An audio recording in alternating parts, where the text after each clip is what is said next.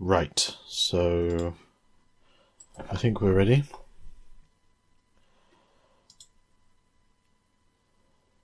Would you like to join in the call? No. Okay, well, I just thought I'd ask.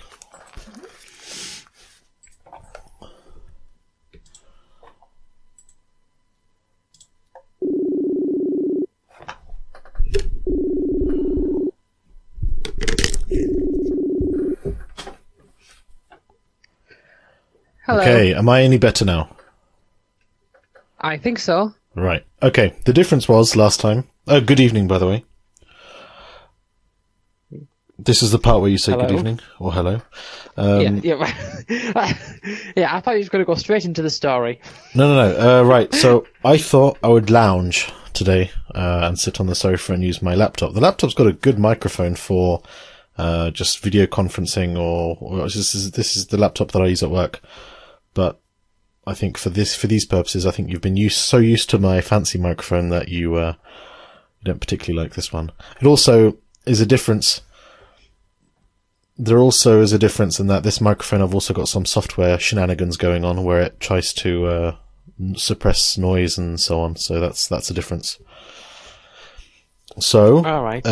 I said just before when we've previously tried that the last time we spoke, I don't think we had sofas. But now we have two sofas. And for us, really, it's kind of... It's difficult now to think how we survived without them. Yeah. Because they're so comfortable. I do remember you were mentioning that you were looking for some when we were in Leeds. Oh. You were looking around that shop. When we were in Leeds, I think we just needed to go to the toilet. And we figured going into a restaurant or a cafe might not be so nice. Whereas if you go to a fancy showroom where they have expensive stuff, they'll look after their toilets a bit more.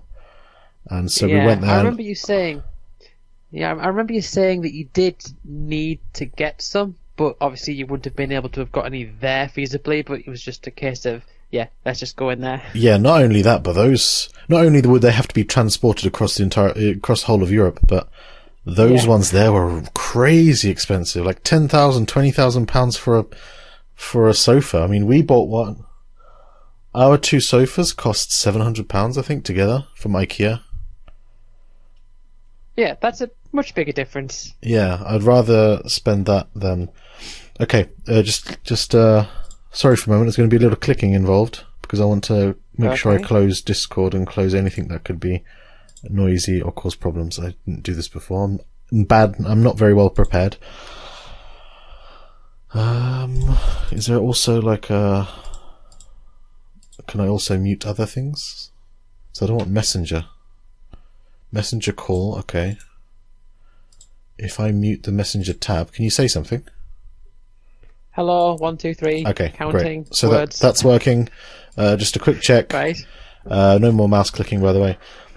I can see the little bars moving. I'm recording. We're all good. Okay. So your lines are moving and my lines are moving. Correct, and we're roughly at the same kind of noise level, so hopefully it'll all work now. Yes. Oh, very good. So, shall we get straight into the topic? Go on then. Which, I mean, I don't know, unless you've got more to talk about. No, just that we have we have sofas now. That's the main thing. Right. Well, funny story. A while ago, I'd made some notes on the previous episodes. Okay. And then I'd wrote my own set of notes to add my own like little things, like, I want to mention this here and I want to mention this there. And I seem to have the notes of all the stuff of like the notes of the previous episodes, but I don't know if I've actually got the notes of the stuff that I've written down for myself. Which is a bit awkward. So basically, I thought we'll just go through this quite casually, really. Okay. So I'll go through each of the episodes, but one thing I did want to mention is that before, you may remember, before episode 1, we had the Lost episode, one where we tried. Oh yes. I think you were trying through your phone. Yeah. Some software. Yeah. Well, I remembered a few things that we talked about from that episode. One of the things we talked about was like, oh, the old internet and how things have changed and all that. But one thing that you mentioned that I want to sort of recap on was, and see if you remember what I'm talking about here. You said that you played a map in a game that someone had made where the outside of it was full of landmines in order to try to get you not jump outside the map. Mm-hmm. And then you turn that into your own little game of seeing how far you can go outside the map. Yeah. Yeah. Do you want me to explore? Do you want me to expand on that a little bit? Yes, please. Okay, so the game in question is Delta Force Black Hawk Down. We've spoken about it multiple times. I love it. It's one of my favorite games of all time. I don't currently play it, on the grounds that, I don't know, I just kind of, the magic of that game, I think I know so much about it. Some of the magic has gone. But also the communities in which I played, with whom I played, they have kind of dispersed and have been lost into the ether. Quite a few of the really nice people that I played with are still playing and are still active. And the last time I went on was maybe a few months ago, just to see what was going on. Actually, no, I was invited to come on actually, and I think it was last year, not a few months ago. Just time flies. Now, we used to have loads and loads of fun on that game, and the reason that game survived for so long, as I've said multiple times probably already, is the community level design tools, map making tools, and the fact that you could host your own server and so on and so forth. So you really do build these kind of, I wouldn't say they're exclusive because anyone can join your server unless you put a password on it if you're crazy. But you do really become a tight-knit group. You know, like, it's strange to think back on it, considering what multiplayer games are like now, where you boot up, you boot up Call of Duty, for example. My brother asked me to play it recently. You boot up Call of Duty, and you're searching for a game, and it just gets you in a it gets you into a server where there are, like, let's say 30 or 40 other people. There is no contact with them. No one types in the global chat. Nobody uses microphones. Every now and again, there's a function, I think, that you can hear the enemy's microphone when you're near them. But everyone uses Discord or something anyway, so it's kind of pointless. Nobody uses the in-game voice communication software. See, what's funny is that I watched a video earlier today, and it was saying like, oh, how multiplayer is dying or whatever. And the things that they said were pretty much exactly what you're saying just now. Yeah. Well, I don't think it's dying. It's just changed. And the reason people say it's dying, or the reason people think it's dying, is because they just don't accept what multiplayer is now as multiplayer. That's the difference, in my opinion. Yeah. So, back then, when we joined a server, we had a separate app, so we used a separate program. We used TeamSpeak. So, let's say the server had 30 people on it. Of those 30 people, maybe 10 or 15 were members of the server, clan members as it was called back then. And half of that, or maybe slightly more than half, would be on TeamSpeak and chatting and just talking nonsense with each other. And this is where one idiot like me, for example, would try to climb out the map, and because that's like usually in Delta Force, there are usually two kinds of map. You can categorize the maps into two kinds. One where there is a play area, a finite play area where you're allowed to go. And usually this has walls all the way around it. And you could also have infinite play area. So I think I've spoken about this before. The landscape, the terrain of the game is infinite. It's just, I think, 4 tiles which repeat in various configurations forever. And these 4 tiles are sewn together so that they're seamless. But basically, if you zoom out on your mini-map or on your map in-game, you can see that it's just repetitive. But it allows for nice, vehicles. You can travel in a helicopter very far and so on and so forth. Anyway. And so when we have these finite, when we have maps with a designated play area, then one of the most fun things to do is to try and escape. Not necessarily to have an advantage over the enemy, because let's say the map lasts 20 minutes. You have 20 minutes to do anything. Let's say capture the objectives or go for the objectives, shoot at the enemy team, be helpful in any way, shape or form, or you could do what I did very often. You can try and get out the level. And that involves jumping on buildings. It involves running into a wall at a certain angle just to kind of glitch your way out. And so usually that idiot was me who started it, but sometimes it'd become a game that everyone on a particular team would try to do. And we discovered that on one map. I remember the map's name. It was a map called 12 Sisters. And there were these 12 buildings which were called the Olympic Sister Buildings.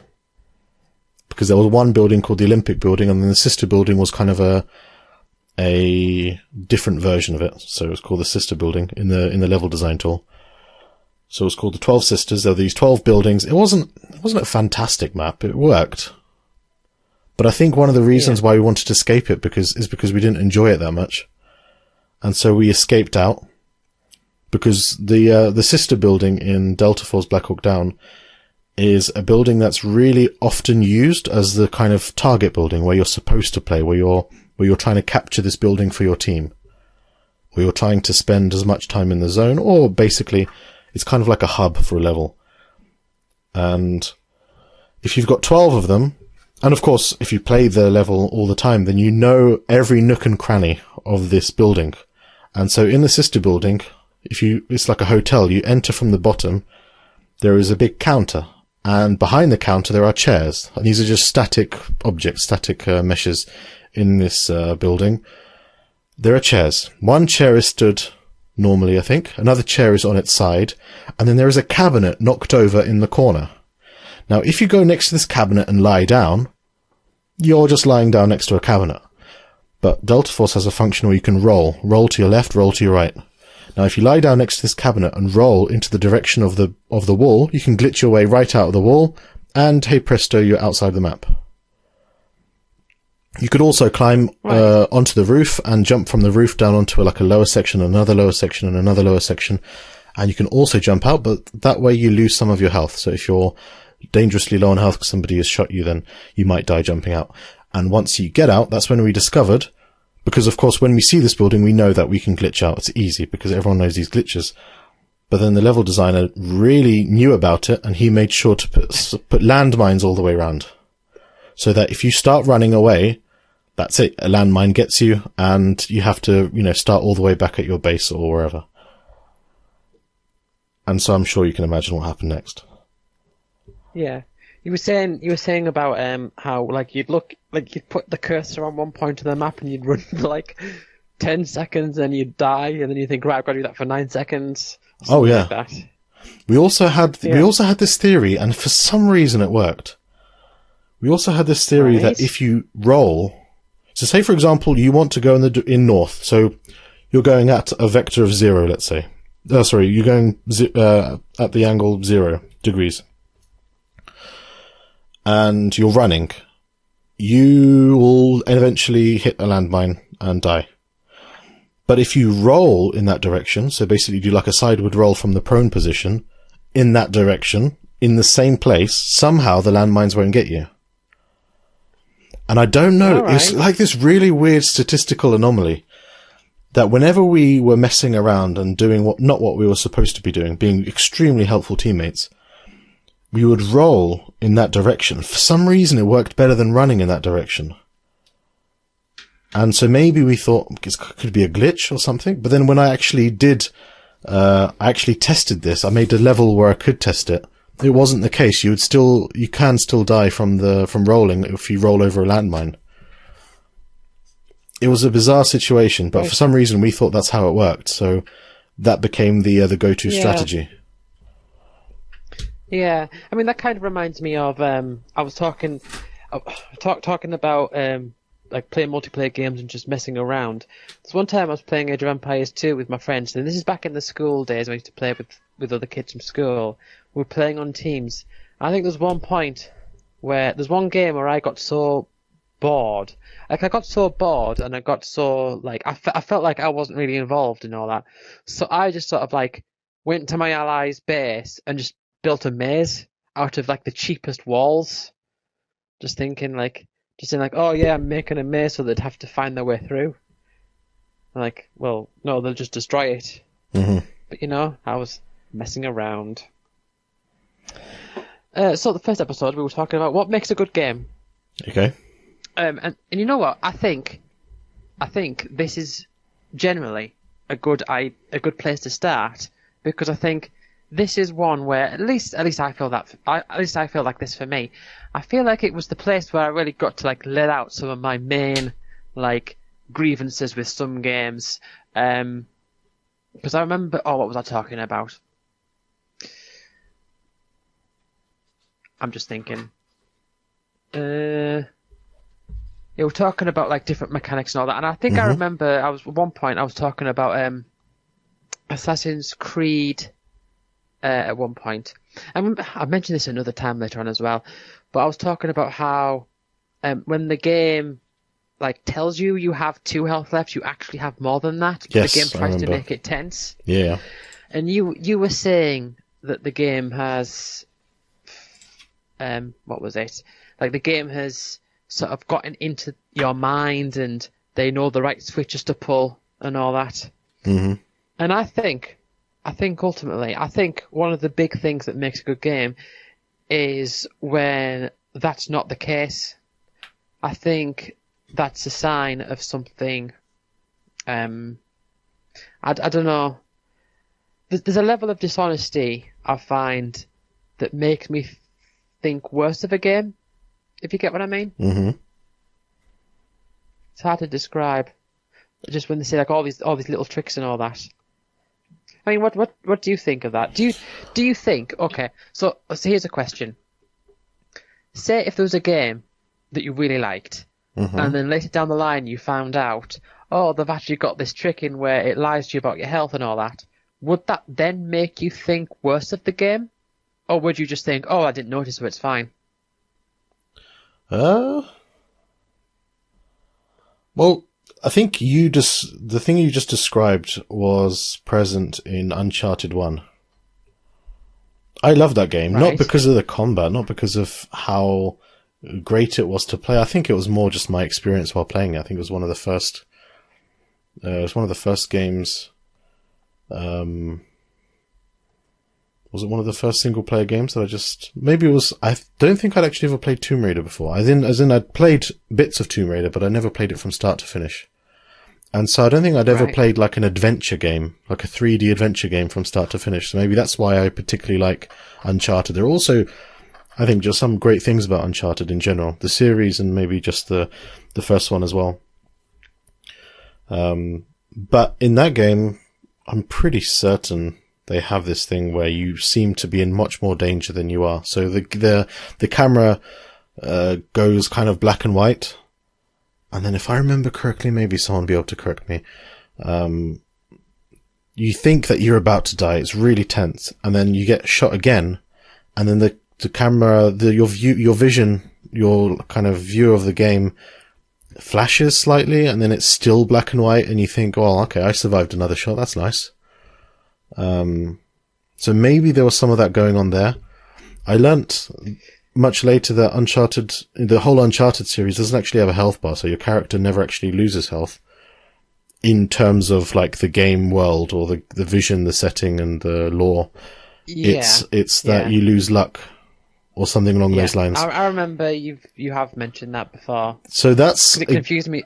It confused me at first, but I eventually got what you meant. So that isn't something that I think is deceptive. I think it's just a thing that I eventually learnt. I didn't feel wronged by it by any stretch of the imagination. I think the thing with that though is that it's without it being like a bar or like little blocks filling up. There's no real way to graph it anyway, so it's sort of like, in my mind, it's like, well, they've got free roam to just do whatever they want at that point. It's just a case of figuring it out by playing rather than looking at a bar. Yeah. We're going to go back to the jelly on the face soon, I suppose, but Yeah, the jam. the jam. That was we That did- was we did that talk was about also that was also at the beginning. But what makes it? I don't think deceptive strategies are necessarily I don't think they necessarily make a game worse. Right. It could be the same as, let's say, surprising the player. So the player is led to believe that something is, they're led to expect one thing, but they receive something else. Right. Staying with Uncharted, for example, you're playing the game. There's spoilers, by the way. You're playing the game. You're in the jungle. You're doing all this, that, and the other. You're rooty tooty, point and shooty, jumpy, hangy, climby, and then all of a sudden there is a World War II Nazi submarine in the jungle, and then you think, oh, okay, it's a little bit strange, but I suppose it could have climbed up the mountain and stayed there and wedged itself in. And then you keep playing, and eventually it turns out that there are zombies. And, okay, this is a little bit more strange, but then it's kind of, I don't know, it takes you down twists and turns. Worse, of course, are games which just flat out lie to you, make you expect A, and then they catch you out with B. I heard of this game where, you just start the game and you think, okay, so this is going to be like a turn-based game. It's going to be loads of fun. And then all of a sudden an eagle just kills you and you don't have time to react. It just rinses your health. And then you think, well, I have just been fooled in the most embarrassing way. So I'll make a video about it and I will complain. Well, I knew exactly, even before you said turn-based, you just were like, oh, there's like this game, and I just thought, oh, here we go. Something. It's a special place. Didn't know exactly what. I thought you were going to mention the swamp that you step in and immediately die. Yeah. That's what I thought. Oh, you going to say something? No. Essentially, there are some games, or amateur games as well, like indie games, which don't quite grasp the idea of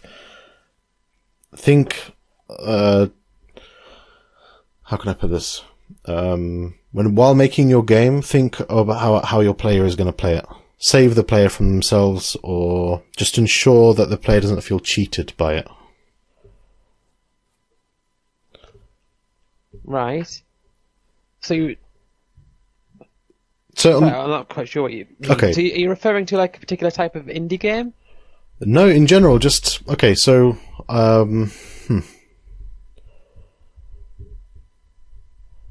let me try and put it another way. Okay, let's go back to Delta Force, where anyone could make a level. There were sometimes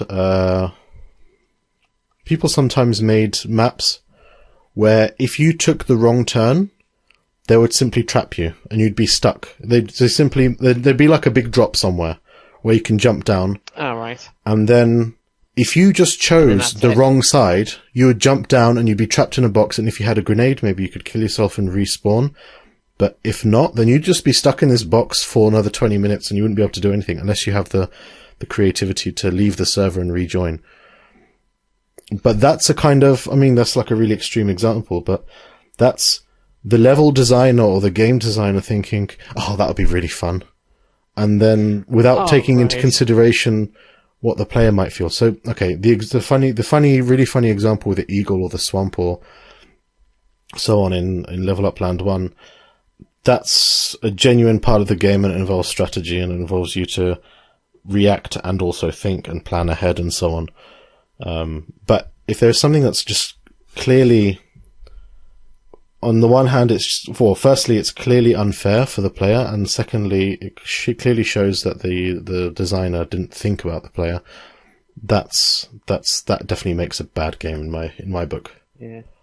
Well, when you talked about like the hole, all that would really happen is you'd go down the hole, and then all you'd learn from that is, okay, then I won't go down the hole, and it stops there. The interaction with it stops there. Yeah. Right. So I should probably go on to the next one we're talking about, the next episode, because I am being somewhat time conscious and knowing that we've got 10 of these to get through. Okay. But the second one, this is another one of your ideas. This was creativity within games, and we've kind of talked just now about some like creativity stuff. But for example, what happened? I'm just looking at my notes here. So I was talking about making the Balam Garden level in Time Splitters Future Perfect, and we were talking about making skate parks and making different levels in games to sort of reflect other levels in other games or to reference other things. And we were also talking about just silly little things, like I mentioned in one of the Worms games using the holy hand grenade, like getting all the worms in a big pile and just dropping a holy hand grenade and watch them fly out. Yeah. So do you have anything to add, do you think? Well, I have a, this is a phenomenon that I have engaged in fairly recently. One of the games that I play is Call of Duty Black Ops.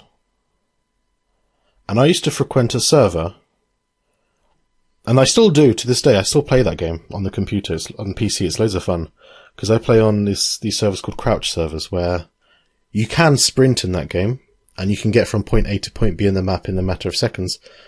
But this whole idea is that you're not allowed to move while standing, and you're not allowed to sprint. You have to crouch, walk everywhere. And what it does, it essentially slows down the game, makes everybody more lethal because everybody's able to aim really quickly. And it also makes the map bigger than it used to be. So all of a sudden, getting from point A to point B is a lot more dangerous and a lot slower, because it used to be that you just jump around every corner, and before anyone can react to you jumping around the corner, you've already got them. So that's that. But this one server that I joined had a really nasty group of people who were quite homophobic. They were quite, I would say, racist, maybe xenophobic. They weren't particularly tolerant of other people. And so I really enjoyed having a rainbow gamer tag. So not game, it's called player card. I had a rainbow player card. And I also made a really funny character, because these people had all serious things like a gun or blood or an eagle or something like that. And I thought, okay. So I had a really funny character who was bright pink. He had glasses on. He had a smiley face. And this was my form of creativity and my form of protest against the way they spoke and the way they ran the server. Yes. So, that is a very particular type of creativity. I'm not sure. I'm not sure really how. It's just like mischievous creativity, I guess. You just reminded me. I don't think I mentioned this, but there was one time. Because, as you know, I've not played any football games except for FIFA 98. And what would happen is my uncle's friend sometimes used to come over and he'd play it. And so one time I changed all the teams, because you can customize them. Oh dear. you can customize them and, change the names and everything. Oh, and I see. I think I made a team where it was just, they were all called person 1, person 2. And they all looked identical. This reminds me of Pro Evolution Soccer 6. I have a story to tell. Do you have all right. So that was pretty much it. Sorry? That was pretty much your whole story. Well, my story is pretty much exactly the same, where you could create a brand new team not from a template, you just create a brand new team, and usually they had these ugly bright green kits. And they were all bald. And they all looked like clones, because I'd played Hitman or I'd heard of Hitman or something. They all looked like exactly the same as each other, all the same height. They all had the same. Well, they all had the same appearance and the same attributes. And so I made this team of clones that had their stats at maximum, because you could change them really quickly. Right. And then when I invited somebody to play, I had this team of clones, and I would do very well. And I caused my brothers, well, maybe they knew, but maybe a few friends, I caused them to be quite annoyed with me because I'd done that. But the best thing about Pro Evolution Soccer 6, and I have to praise that game whenever I can, I would never play it now. I don't know, it's just not something that I'd want to go back to. But they had this fantastic thing whereby you can, in-game while playing, you earn these points, an in-game currency, if you will. And you can spend this in-game currency not on things that make you better in the game, but just on really, really silly things. Actually, no, you could spend it on balls and boots and things like that. But the best thing that you could spend it on is these special costumes for your characters, where your entire team is dressed up as penguins, and they're running around the pitch playing football in penguin costumes, or they're riding ostriches, or they're dinosaurs or something. It was impressive. Yeah. And so were your brothers just like loaded up the games and were like, what is going on here? No, that was something that we all reveled in. We all found that absolutely amazing. Oh, right. Yeah. I just remember, like, my uncle's friend loaded it up, and he was, expecting to see, like, Arsenal, Man U, and Tottenham and all that. And he's like, clones. You gax, the Milky Way. Yeah, because I did have a team called the Milky Way, which, I mean, to be fair, that'll probably be quite a good team if it contains the best players from the Milky Way. Yeah, so next one was quite a big one. Then it was unusual game mechanics. Now this, if you remember, this involved you were really unconfident. Inconfident? Not confident. Inconfident? I don't Incompetent. know. Not. You were. Oh, confident. Confident. You were not confident. Unconfident. You were right the first time. Good luck. Good job. Right. Okay. Unconfident. Well, you're rather unconfident about your ability to talk about this subject, because you were talking about how there was one football game where you could use the analog stick, and that was a new thing. Mm-hmm. And I basically came with a list of games saying, like, all right, check this thing out, this thing's weird. So just talking about things like Rayman, for example, how you have to break all the cages in order to get to the final stage. And I also talked about, one of the ones I talked about was Odin Sphere, about how in order to buy things in the shop, you have to give them individual coins. And me talking about that reminded you of, tell me if I'm getting this name wrong, Insurgency Sandstorm. Okay. And because you were talking about how it handles bullets. Was I? Is that right? Can you remind me? You were saying about how when you've got a clip of bullets, you can, like how most shooter games, if you were to reload, it would just refill whatever clip you've got. Uh-huh. But with this one, when you used a clip, it would go back into your inventory and it would still only have so many bullets left in it. Mm-hmm. So when you got round to it, and you were saying how that's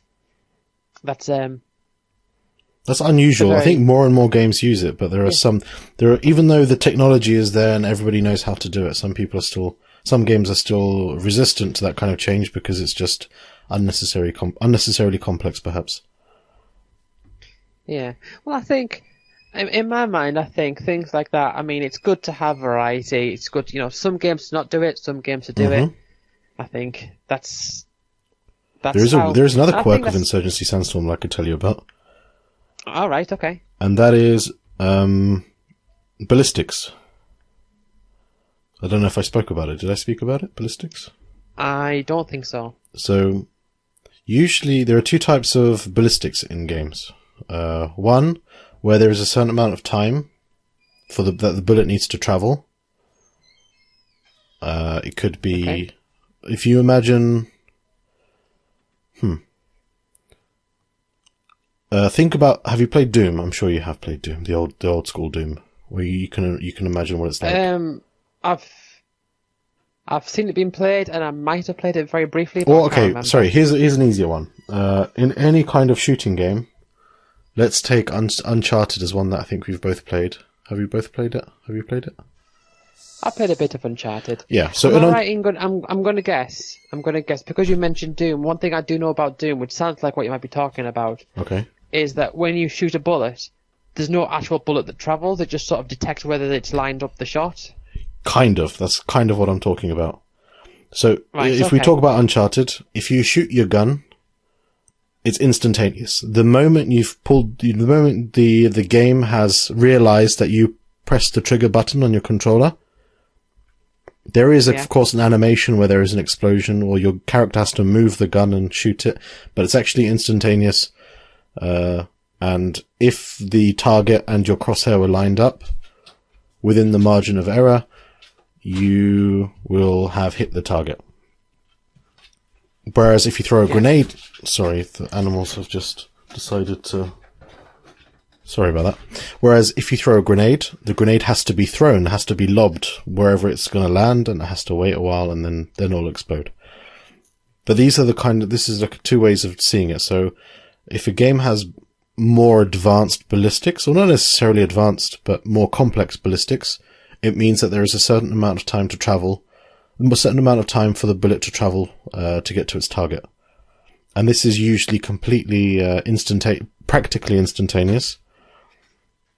But if you can imagine, there are a certain amount of frames per second or ticks within the game, then you can measure the time that it needed to reach there. Even if it's like a tenth of a second, you can still measure it and you can calculate where the bullet was in those 10 frames, let's say. Yeah. So it still travels through the air just very, very fast. Exactly. Rather than just immediately appear. Yeah. So in different games, for example, a rocket launcher, you could see the rocket going to wherever it has to go. Whereas if you have a pistol, it's usually instantaneous. And the weird thing about Insurgency Sandstorm is that if you fire your bullet quite far to a target that's really, really far away, then then it takes the bullet some amount of time to travel that far. But if it's nearby, it's instantaneous. And I don't know if this is to save on calculations. Oh, right. I actually haven't looked into it. I just know this is a fun fact. I don't know if it's to save on calculations, just to make it easier, or to make the game feel a bit more like snappier, a bit more fluid. But they have this hybrid system where long shots take a certain amount of time for the bullet to travel, whereas close quarters shots don't. Delta Force, for example, is a game that is purely always has ballistics, so it always takes a certain amount of time for the bullet to travel. And of course, if you set the game if you mod the game and you set your bullet your gun to have a velocity of 11, let's say, meters per second, then you'll notice a difference. Yeah. And I imagine, so like, if you're like, you shoot someone and then within that like split second, someone just happens to like move in the way, you'll end up shooting them. Yeah. Because the bullet is a physical object in the world. Exactly. So you can, you have to. So this is especially in long distances. You can't if somebody's running in a certain direction, like perpendicular to your line of sight, then you have to aim slightly to their left if they're running to the left, slightly to the right, and if they're running to the right. So they run into your bullet basically. But right. So many games do this, and perhaps it's a quirk for somebody who doesn't play shooting games. But I think it's loads of fun. I think it's a great feature, a great mechanic. Yeah, I would have thought that would have been more common these days. But I think Doom had this. So it's not like a new technology hasn't been unlocked with, advanced processing power. Doom had this. Right. I think the fireballs that travel at you. One of the monsters fires fireballs. Yeah. And you can dodge them. Well, they do have a speed to them. Exactly, and that is that's exactly that's like a ballistic. It takes that's like a ballistics calculation. So it takes time. Yeah. And you can apply the same thing for your own weapons. Right. So does it do gravity as well? Does it move like down slowly as well? Yes. Here's actually something that's a bit more difficult, because you have to be a bit more creative with your mathematics, then with your calculations or with your algorithm. Sorry, not algorithm, formula. So let's say you decide, okay, this is something that I read recently. If you have bullet time, okay, let me start again. Let's say you've set your velocity to 11,000 whatever units. And it works fine. It takes the perfect amount of time to reach the target. And then you set the gravity to reflect the gravity on Earth, let's say, so that the bullet drops. But then you find that in real life, the bullet would travel a lot further. And so in the game, it just seems that the bullet's dropping way too fast. Well, in your calculations, you haven't accounted for the energy that's resisting the force of gravity, or perhaps that the gravity has a fall off. It's not instantaneous, and it's not like it's not an easy arc that just simply falls to the ground. It will be a lot more prolonged, and the slower the bullet travels, because it loses speed at a certain distance, the more visible the effect of gravity on that bullet will be. So there's a lot more to it than just simply, there's gravity, let's make the bullet drop at a rate of X. Yeah. I mean, the thing is, I wouldn't be even remotely good enough in those games to even begin to think about stuff like that. Right, so on the fourth one, episode 4, we was just winging it. Now, we didn't actually come with the subject, we just started talking about whatever came to mind. Mm-hmm. And in this one, we were talking about, well, one thing I remember, we were talking about motion controls. We were talking about DLC and, is DLC good or bad? Mm-hmm. And then you asked the question, microtransactions, Oof. Can they be good? And I said, the best I believe they can be is neutral. Mm-hmm. I'm not sure if there's anything to really expand upon, because we didn't really have like a cohesive subject, but it was still quite a fun episode. We were laughing at Peter Molyneux saying that the controllers, it's so clunky, and we need Connect to be able to properly play games. Returning to microtransactions, I don't think my position has changed. I'm still firmly against them. I just think, there should be a product. You get the product, you enjoy the product, and then you move on if you want to move on. If you want to stay and play it like Delta Force 20 years after it was released, then that should be something you can do. And so if you make a product, if you make a game, it should just be available.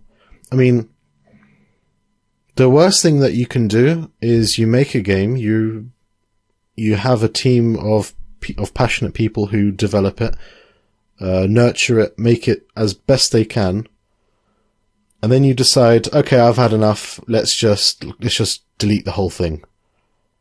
And because your game was completely online only, and only through your servers, and only with your special accounts and your special from your special website, that means that nobody can enjoy this game anymore, even though they paid it or even though they spent money on it. And I'm speaking from experience, and the experience that I'm talking about is Ghost in the Shell First Assault Standalone Complex Online. It's a horrible game title, but I've really, really enjoyed that game. It's a shooting game based on Ghost in the Shell characters. Really, not entirely sure what connection it had to Ghost in the Shell, the series or the films. But in any case, that's a game that just stopped. And I think they were really banking on the microtransactions from carrying the game, from having people spend money on it, from having people, buy as much useless digital crap as possible. And it's kind of the worst. Yeah. I was just going to say the thing I think with microtransactions is that they are so obviously bad, and the reason for why they are bad is so glaringly obvious that if you explain that to someone and they don't really like follow through what you mean, then it's like, well, there's no way I can explain it further. Yeah. Do you know what I mean? I'm trying to think of an example of microtransactions that were actually good. Like you said, they were neutral. The neutral one, I think is good, is, but then again, are they microtransactions or are they DLCs? So in the game City Skylines, a city builder, city simulator game, I really like it, but I'm really bad at it. And what I mean by I'm really bad at it, it's not that I don't understand all of the functions. I understand them perfectly well. It's not that I understand the systems. I understand the systems perfectly well. It's just that when I play that game, I get fixated on decorating a street, and I spend a whole evening decorating the street, and I look back and I think, it's actually not that nice, and I delete it all. And then that's literally my whole evening of playing games gone. So that game is I'm bad at it in that sense. I'm bad at controlling myself when I play that game and not fixating on something. That game has loads of DLC. Some of it has good reviews, some of it has mixed reviews on Steam. But they've just released City Skylines 2.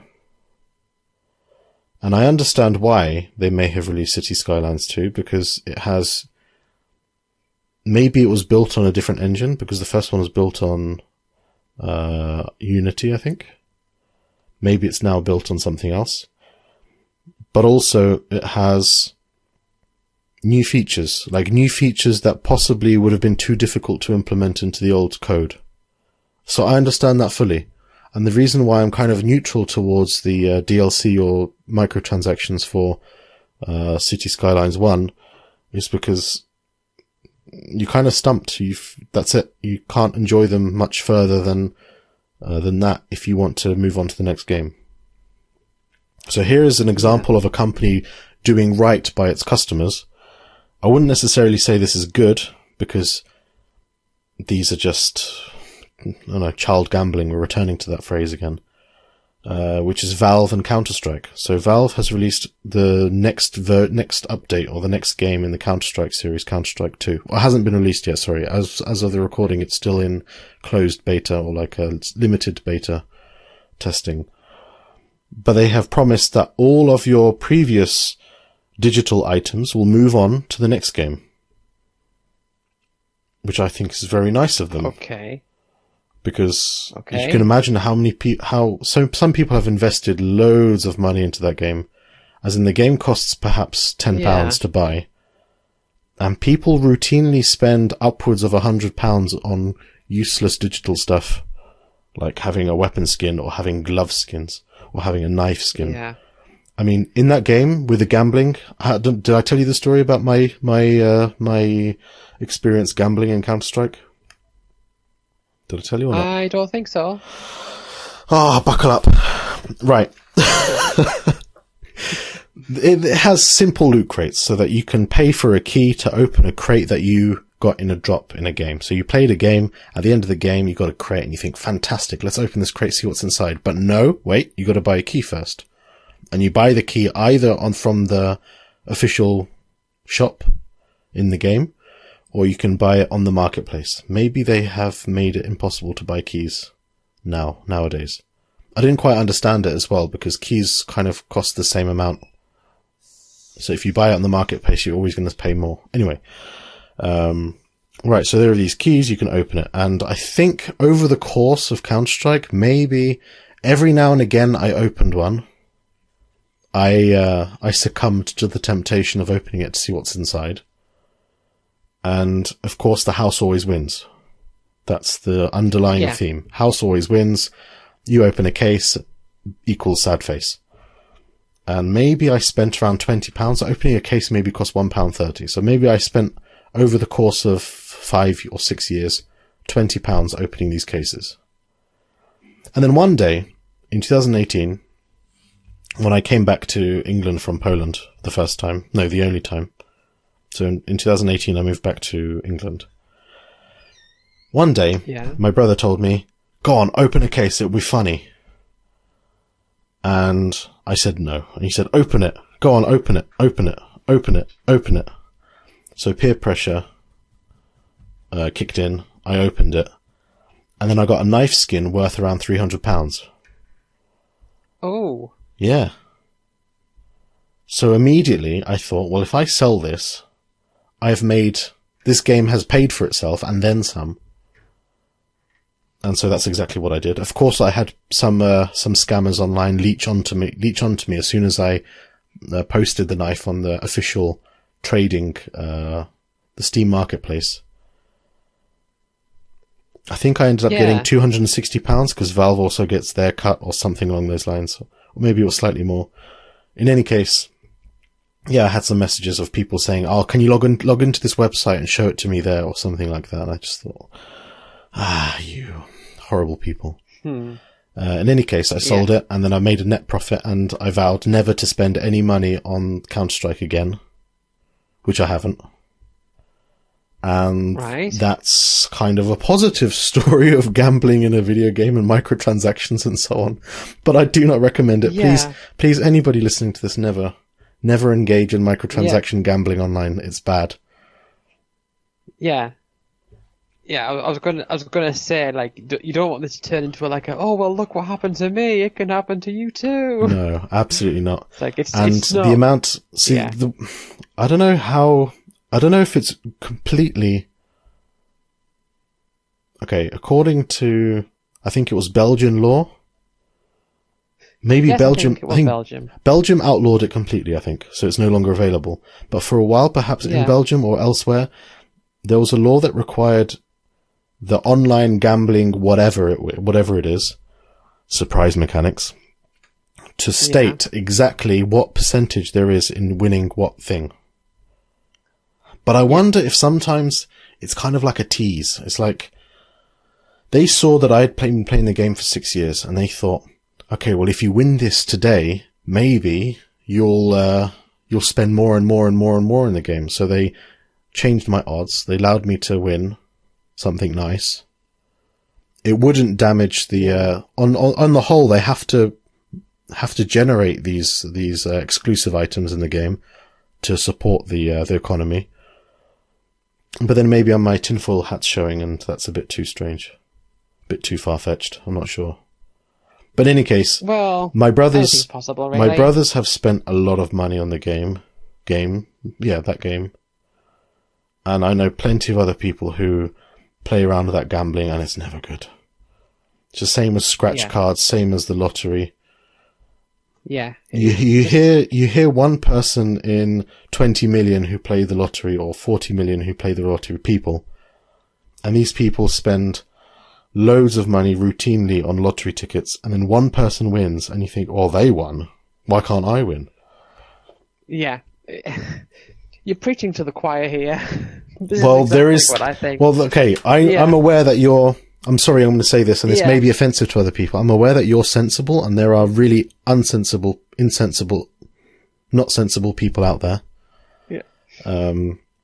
So I'm not essentially preaching to the choir. I'm preaching to somebody on the off chance who thought, with my story, that earning a quick 200 quid is as easy as spending £1.30 in an online video game. No, it's not that easy. Do not do it. It's not worth it. I definitely get that. I mean, say if something like that happened to me, people would respond to me and say something like, "Oh, see, it was worth it. You didn't know, and you won. You took part." Yeah. Yeah, that's what I'm feeling at. Yeah. I mean, my brother is a very, very intelligent man, and he knows what the odds were. But that's exactly the thing he tells me, just to make fun of me. Yeah. That I was so much against spending that £1.30 that time. But he says, well, look what happened. I told you to get it, and you got it. Yeah. And it was worth it. Yeah. Yeah. And it's like, okay, but it wasn't worth it because the odds were still stacked against me. Just because I happened to win this time, that doesn't mean the odds weren't stacked against me. Yeah.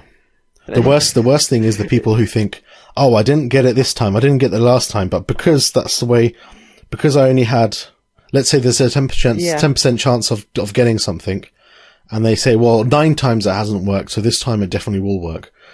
That's not how it works. Yeah. Oh, we could talk about that all day. Okay, let's move on. Because gambler's fallacy. Oh, sorry. Returning to microtransactions, just quickly, just to conclude the topic.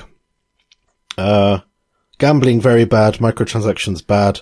Companies can do their best to make it fair. Like returning back to the principle that I was talking about earlier about how a game should be developed with the player in mind, and make sure that you're not cheating the player out of something that they couldn't possibly have expected. Now, having had this experience with Ghost in the Shell, that was a game which I bought. I think it cost me £4, but I never spent any money on the microtransactions, mainly because the microtransactions were kind of hideous, not particularly nice. But that was a game that was just taken from me. I can't go back to that game now. I can't go back and have some nostalgia and play it. It's just gone. There is a group of there is a group of people online who have the source code and they're trying to rebuild it, but it's not particularly not the same as what it was. And so I'm aware that if you spend money in a video game on, I'm sorry, but useless digital crap, you may lose it. There is actually a fair probability that you are going to lose it. Yeah, I mean, as you know, I play Magic the Gathering Arena, and that is filled with microtransactions and stuff. And every so often they'll have like items in the shop, like daily items in the shop. Now I don't spend money on it. I earn all my gold and all my gems and all that just by playing.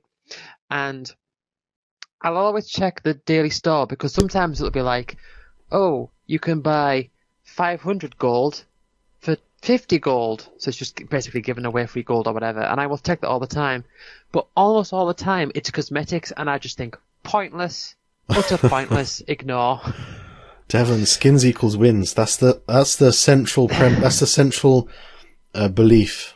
That's the core pillar of Counter-Strike. Skins equals wins. If you have a nice skin, it means you're going to do better. Have nice cosmetics, you're going to do better. Well, in episode 5, we talked about things that we don't do in games. And so we've just talked about things that we don't do with microtransactions and all that. And so I remember I started off talking about how, because I just got back into Age of Empires 2 at this point, and I was telling you about how my brother will always play as the Huns because they don't have to build houses, and how he hates water maps, and he's just very restricted, like, oh, no, I'm only going to play these very particular maps in this particular civilization, and I'm never going to go away from that. And you said that you sympathized with him because you had a similar experience with Smite. Oh, yeah. About how you found a hero that you liked. Oh, yeah. And you just stuck with it. And eventually, there was something, we had a really good conversation towards the end where I was sort of trying to explain something, and I feel like, and after having listened back to it again, I feel like what I might have said might not have been completely clear, because I was talking about how some games, like I talked about Italia 90, the one other football game I've ever played back on the Mega Drive, and how Brazil was just the best team, just all around, just if you play as Brazil, you're the best team. And I also talked about Roll Cage, a racing game where Lenny, one of the races, Lenny was the fastest, or I think actually had the most acceleration, but Lenny was the fastest, but in my mind it was like, oh well, his stats aren't as good overall, therefore not the best. Whereas in Italia 90, it's a case of, oh yeah, well, this team is just the best.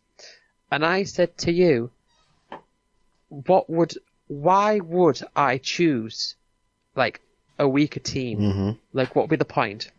Okay. And I think I perhaps didn't supply enough context for what I was meaning here, because you said sometimes it's nice to change things up, to try things out, to have a challenge in a different way. I think what I said came across as me just saying, well, it's the best, so why don't I just play as that?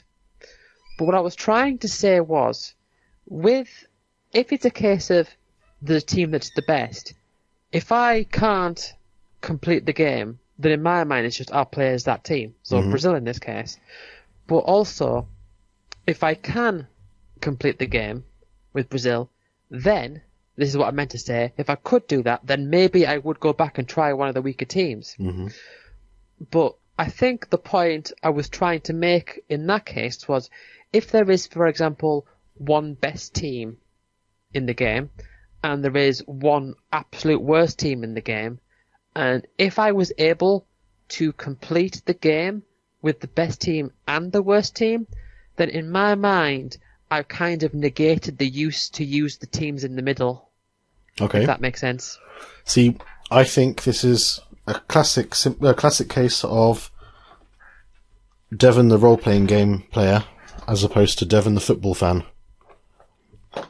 And this is my this is my misconception from before. So when I play a football game, it's with the preconceived notion that these are representations of real life teams. Yeah. And so in my mind, if I'm playing against Manchester United, let's say, I'm thinking, ooh, Manchester United bad, or yay, Manchester United, or something like that. Now, it of course depends on the person, whether they like or dislike the team. Whereas if somebody comes from a background in role-playing games, or in just any video games, but isn't interested in football, then you're looking at stats and you're going to be min-maxing these teams, and you think, well, Brazil clearly has the best stats, so let's do it. I mean, who in their right mind would play with Renoa in Final Fantasy VIII? If you've got to choose 3 characters to beat a mega weapon, you're not going to choose Renoa unless you're getting, Invincible Wish or whatever it was called. Yeah. But as a general rule, people don't like Renoa. People seem to prefer to use other characters. So Zell and Irvine and Squall, those are the 3 main. Maybe even Quistis. I mean, Selfie, The End. I don't know. In any case, it's you wouldn't choose a bad character in that kind of context because you want to win. And obviously you wanted to win this football game. You chose Brazil because Brazil had the best stats. And you're right. If you choose the very worst team, then you can safely say that, yeah, I'm good enough now that if I played with any other team, I would be able to win the game as well. So you're absolutely right. Yeah. But I would like to give you a glimpse into the world of people who not necessarily are fans of football, but know a little bit about football. And that is back when we played, was it Pro Evolution Soccer 6? No, it would have been something else. It would have been FIFA, some kind of FIFA. I played it with my brothers. And my brothers played football when they were younger. I played football when I was at school. And I think they liked Manchester United when they were kids. That's when Manchester United were the best, of course. So that's usually what happens with kids. I never had like a favourite football team in particular. But I knew that my dad liked Aston Villa because when he moved to the UK, or when he was young, he liked Aston Villa because they were quite good. So that's generally the way things go. In any case, when we played, usually we'd play 2 very good teams. So it would be like Manchester United versus Madrid, Real Madrid, or something along those lines. But one of my brothers was very unique in his approach to choosing a team. And it kind of shows how he thinks a little bit differently. So while I would choose the strongest team back when I was younger and I was worse than them at the game, of course that's changed a lot, and I'll explain that later, but he would choose, on average, also on the whole, he would choose a fairly bad team in the grand scheme of things, like Celtic. If you're a fan of Celtic, I'm sorry, but just not that good. Anyway, he would choose Celtic because if he wins, then I have a bad team and I've beaten you. Of course, this is multiplayer, by the way. I'm talking, not against the computer. I've chosen a bad team. You chose the best team. I'm better than you. Of course, if he loses, he can say, "Oh, well, you had the better team." So it's kind of like a win-win scenario for your pride if you have a worse team. So that's a reason why you could use a bad team. And he moved this strategy on to a Korean team called Pohang Steelers. and I very much have. I fell in love with this team as well, basically, and I was a big fan of using them, especially in the context of I've got a bad team, you've got a good team. Let's see if I can win. Yeah, I mean that makes sense. I think, if you play multiplayer and, I mean, you've got that, for example, but you could also say, right, let's pick random teams, let's devise a system so that we can play as random teams, and then there is some skill at knowing, like, oh well, this team's strength is this, and this team there is there is a random button, so we used to do that, and that just having general knowledge. Like, for example, if one footballer is better at kicking the ball with his left foot or his right foot, then that will help you during the game. Yeah. But when I was playing Italia 90 as a kid on the Mega Drive, I mean, obviously, very not as advanced as it is now. Just overhead view. Oh yeah. All the players were just like black circles with little coloured bits sticking out for shoulders. It was just a case of Brazil has all the high numbers. Yeah. Just. I think Brazil was. I can't remember if I think I said that the individual players didn't have individual stats, but I'm not really sure if that's true. But I do think the teams do have general stats, overall, and I think Brazil was just the highest. I think usually the way it works is players have individual stats, and then the team stats is an average. Yeah, well, it might have been that. I mean, I could be remembering this wrong, but from what I do remember, it was just Brazil, just the best stats. Yeah, I'm not surprised. Yeah. So, I mean, I did play as England a few times because, I'm English. So it was just like, oh yeah, play as England. Did you cheer England while you played? Did you paint your face white and red? And then scream. Rooney. Hold up a flag. Or back then it would have been Shearer. I don't know. And Lineker. Those guys. Anyway. Yeah. So we go on to the next one? Yeah, we can do. What was the next one? The next one was we were talking about nostalgia. And this was your idea. This was the big one that you were leading up to. And the way this episode ended, I remember, is we were talking about Final Fantasy VIII as we do. It's my favourite topic of conversation. We have to. We've got 2 games to tick off the lists and all that. And I was thinking we should probably one idea is we could just have an episode dedicated let's talk about Final Fantasy VIII things. But I mean I don't know how that would go. I mean, we've probably already got enough content for that anyway. See, what I would like to talk about with you, or maybe we can have. This is an idea for a future episode. Okay. We connect via, I don't know, Google Meet or some kind of program that allows you to have a whiteboard. Or maybe I just invite you to an online whiteboard or something. So you can see what I'm drawing and writing, and you can draw and write something as well. And we devise a Final Fantasy VIII abridged. I know there are some mods in progress, like Final Fantasy VIII New Threat. And that has various changes, but I'm sure between us, we would be able to do a bloody good job. I would love to rework the story and some of the characters and the way things worked. Give Cypher a redemption arc. And I'm sure that you would do a fantastic job on the gameplay. I did. This, you just reminded me. This was a good while ago now, and I only did disc 1. But I did a video where I loaded up Microsoft Paint and I drew out the story of disc 1 with stick figures. Do you remember that? Yes and no. It rings a bell. Did I watch it? When would you have done it? Ages ago. I can't remember. Is it on your channel? Reminded me of it now. Oh wow, there's a premiere for Chromatic Cube Draft on your channel. Yeah, that's magic. Is that right now? If it's it will be a premiere. Usually premiere them at 9 o'clock. Okay. Anyway, Yeah. Right. So yeah, I'm sure I did that, but I'll have to look, see if I can find it. If I can, then I'll show you it. And I'll have to rewatch it myself because I'm sure I'll have a good laugh with it. Mm-hmm. But yeah, we're talking about quite a lot of things in this one.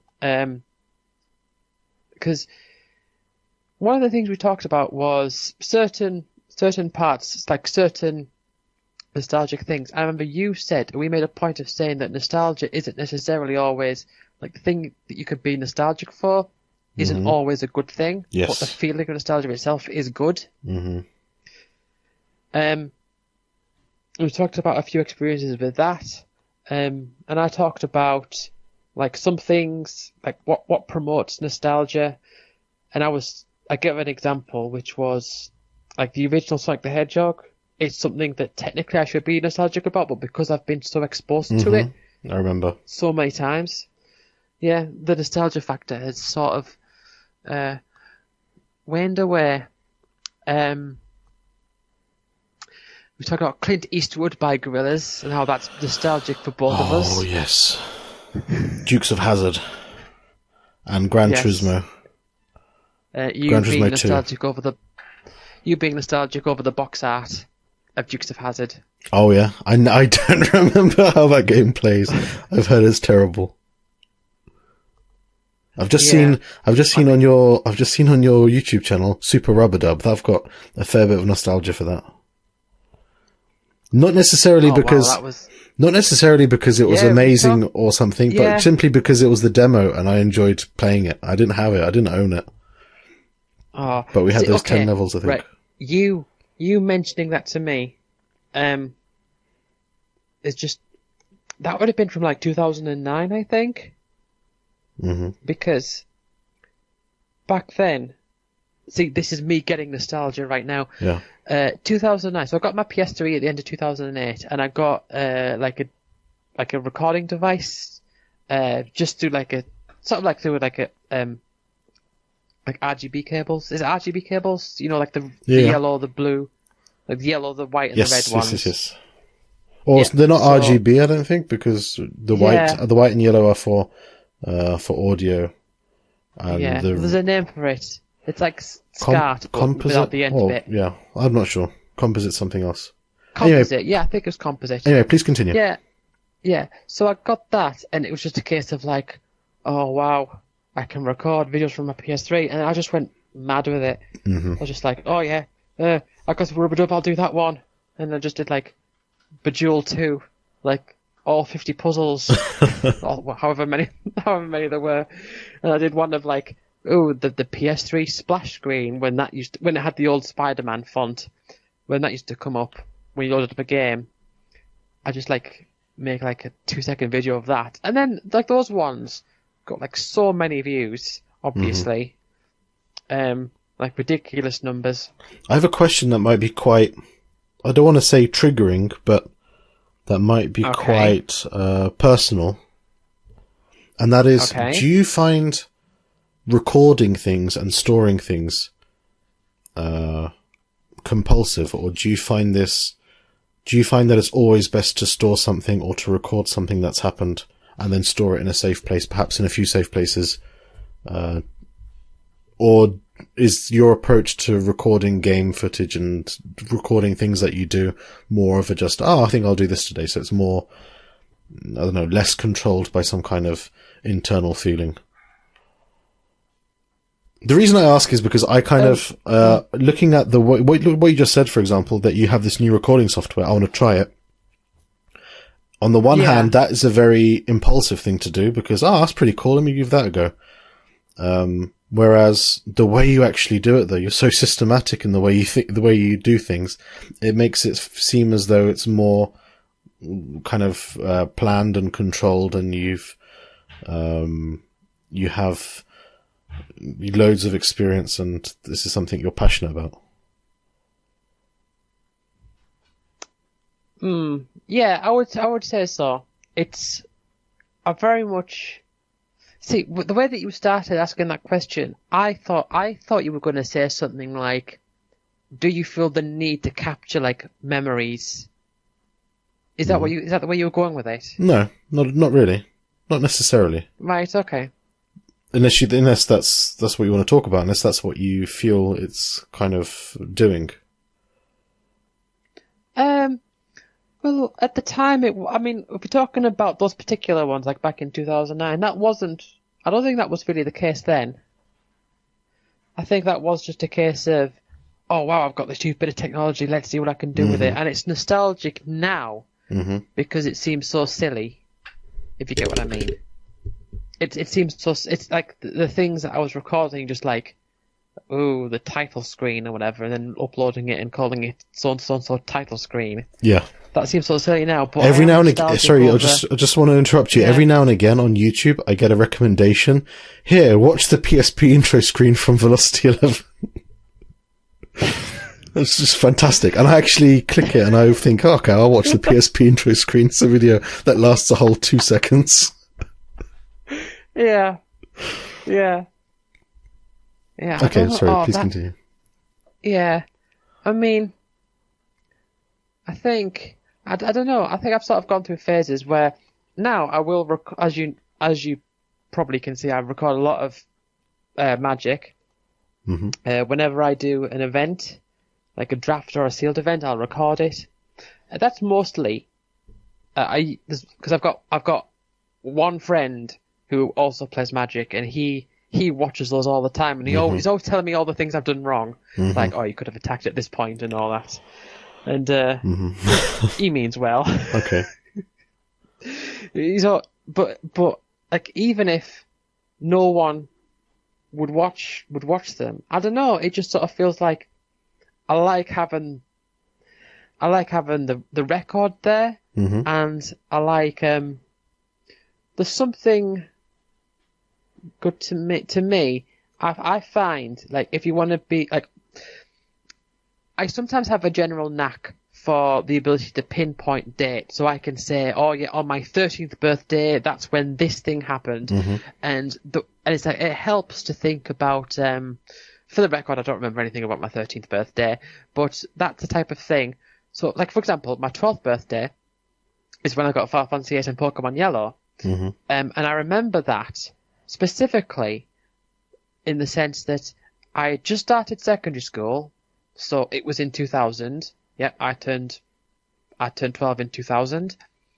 And then sometimes it's like, well, I have a memory of this Christmas where I was like, this thing was happening, this thing was in this place, and I got this game, and I sort of like deduce it down where it's like, okay, well, that game came out in such and such a year, so it couldn't have been before then. And these things sort of like line up, so I can help pinpoint things down. And so if I can like record something and then like add a date to it or whatever, it's sort of like, it is a time capsule that I can always refer back to if I want to. And I see a lot of value in that. Yeah. Is that what you were asking about? Is that what you mean? Yeah, that answers my question. Right. And I hope it wasn't a too personal question. No, it was fine. By the way... Yes? Of the title screens, PlayStation 2 is winning. It's on 116,000 views. Yes. PSP's not doing too well. Yeah, they are like my most viewed videos, apart from Rayman Advance long play. I think that's my highest. That's on a few 100,000, I think. Yeah. But you know, it's just. Should we go on to the next episode? Yeah. Nostalgia is basically a rabbit hole for me. I can talk about it for 10 years. Probably we could have a whole series about nostalgia. Yeah, I mean, we'll have more topics and we'll have more things to talk about them. The next one was how things have changed. Things are worse these days. When we were kids, it was better. Yeah, I think you asked at one point. Is it simply a case of old equals good and new equals bad? And I said, not necessarily. But I mean, I'm looking at the notes here because, to be honest, I don't actually remember much about this episode. Let's have a look. So, yeah, I mentioned about how the Pokemon trading card game. Actually, I played this not too long ago. The Pokemon trading card game on the Game Boy. Like they couldn't make games like that today because microtransactions. Like, oh, let's make them loads of microtransactions. Funny thing about the Pokemon trading card game is that it involves the first 3 sets of cards. Did you ever play with those cards? The Pokemon cards? Do you know? I had Pokemon cards at school. Yeah, I'm guessing you didn't know how to play. But Never them. played. I didn't particularly collect them. I just got some cards from my brothers every now and again. And I just remember trading some energy cards for a shiny Blastoise once. Yeah, so my brothers got the Neo cards, so they had all the 2nd generation Pokemon. And Yeah. I managed to convince somebody that these are just amazing, and I got his shiny Blastoise. I feel really bad now as an adult, because that's a horrible thing to do. But then again, I think that kid was older than me, so he should have known better. Well, I was kind of on the other side of that. I had a good chunk of my cards stolen. Well, was it stolen? He agreed to it. He got a trainer card and a few energy cards for his trouble. No. I'm not saying. I'm not saying. Am I going to go to prison now? No, I'm not saying. Not saying that you stole, but I entered an interaction which involves me having less quality on my Pokemon cards. Mm-hmm. But yeah, I played that not too long ago, like on an emulator, and that game is so, like, you can break it so easily because some cards are just so overpowered. Mm-hmm. Bill, like the card of Bill is just draw 2 cards. So it's like you have this one card, you use it, then you get 2 more. Like, all right then.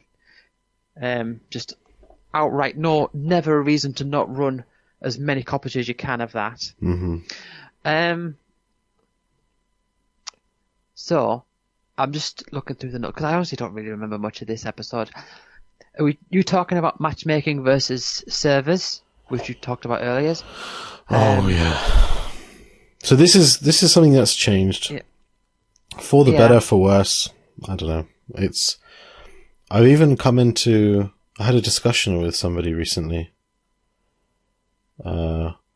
Basically, this person said that it's an inevitability that there is matchmaking. Matchmaking is objectively better. Right. And he was coming from a perspective. This is in the context of first person shooter video games, and in the context of he was coming from a background of being an ultra competitive player, always wanting to win. Whereas I came from the background of being the idiot who tries to climb out of the map and roll around in landmines. So you can see how we're different and how it's difficult to have fun and roll around in landmines when you have a team of completely random people with you who shout at you for not doing what you should be doing. Yeah. Yeah. So something I can give you context. When I play Counter-Strike, play it every now and again. Nowadays, just with my brothers and friends. But when I play Counter-Strike, I choose the most idiotic weapons in the game that don't make sense to ever use. Yeah, I think you were talking. It reminds me you were talking about one game where you were going around with pistols. Yeah, that's it. You were in the Wild West or something. That's it. That's Counter-Strike. And for example, there is a weapon in the game which costs, let's say, a good weapon costs $2,000 or $3,000. I would choose a weapon that costs $5,000, and I was completely useless. But because it's $5,000 and completely useless, that's why I want it. Now, if I play with 4 other random people, if I buy this weapon, they'll kick me from the server. Whereas if I play with my brothers, they buy it for me whenever they can because they find it hilarious. So the only way for me to enjoy that game is to play with a group of people who understand that I'm an idiot and understand that I have this desire to be a fool in the server. So this is something that matchmaking really does badly. Allowing people to have fun. Depends on how much you want to like indulge in silliness, I guess. Yeah. Like I remember like talking about Time Splitters levels. I once made a level which was just a tiny room and the default weapon was a bazooka. Stuff like that. Yeah. Like you literally could not do anything. But this episode we didn't actually talk. I mean, the topic seemed quite loose because I remember there was a few things that was just like fun little stories. Like I said that I thought Charmander was the best Pokemon just because it was fire, and that just made sense to me.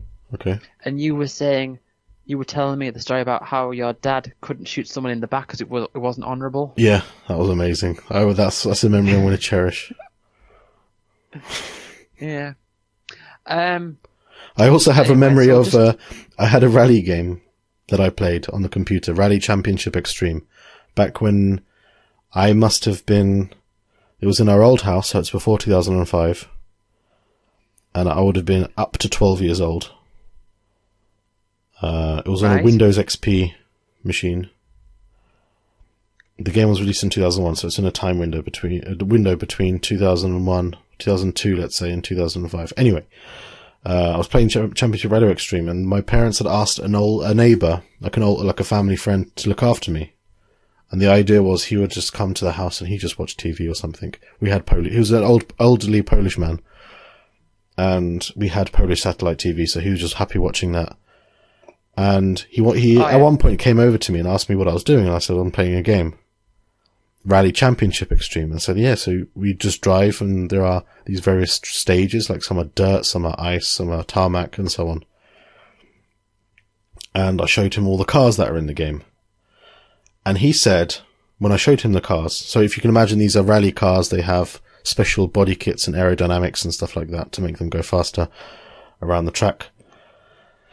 And he looked at all of them, and he just criticized them because rear visibility through the rear view mirror would have been terrible because they've all got spoilers. And he just said these cars are really bad. Yeah. And I just found it hilarious because I'm playing a game where you're supposed to go fast, I'm not imagining what it's like to look through the rearview mirror. Anyway, sorry. Continue. That was less interesting than I thought it would be. But no, I can see how that would come from your story about how your dad couldn't shoot someone in the back. It's like, oh, this makes no sense. So the next one after that was we're talking about the arcade club. Oh yeah. And this is a point I wanted to bring up because just talking about arcades in general, because we talked about like the games we played and and all those times I won and the one game that you won. What did I win? Yeah. I can't even remember. It was the gun game. Oh, the Crash and yeah, I recall now. Yeah, the one where we didn't know if it was a screen or not. Yes, I recall. But I wanted to mention that since last time, because I've mentioned to you before about how my granddad sometimes used to take me to the Hollywood Bowl, and there'd be an arcade there, and I'd play some arcade games like Tekken 2 and Virtua Fighter 2, and maybe other things I can't really remember. And I decided one day that I was going to go there, see what it was like, because I thought, okay, the arcade's probably completely gone now. As it turns out, it hasn't completely gone. It's still there. So, what would you guess would be the types of things that would be at that arcade now? Air hockey. Maybe. I think there was an maybe like one of those punching machines that drunk men punch.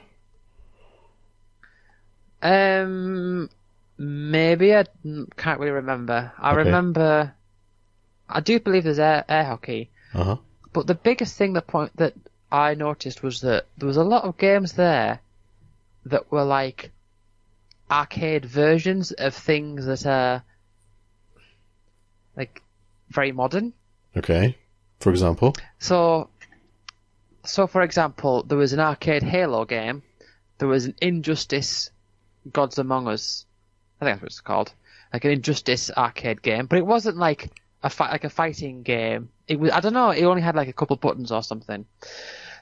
It was strange. And I think there was like a Tomb Raider, the Tomb Raider reboot series. There was one of those, and these machines were massive. But there was also like Minecraft and Flappy Bird and all that. Yeah, I don't particularly get that. Yeah. I think an arcade should be unique.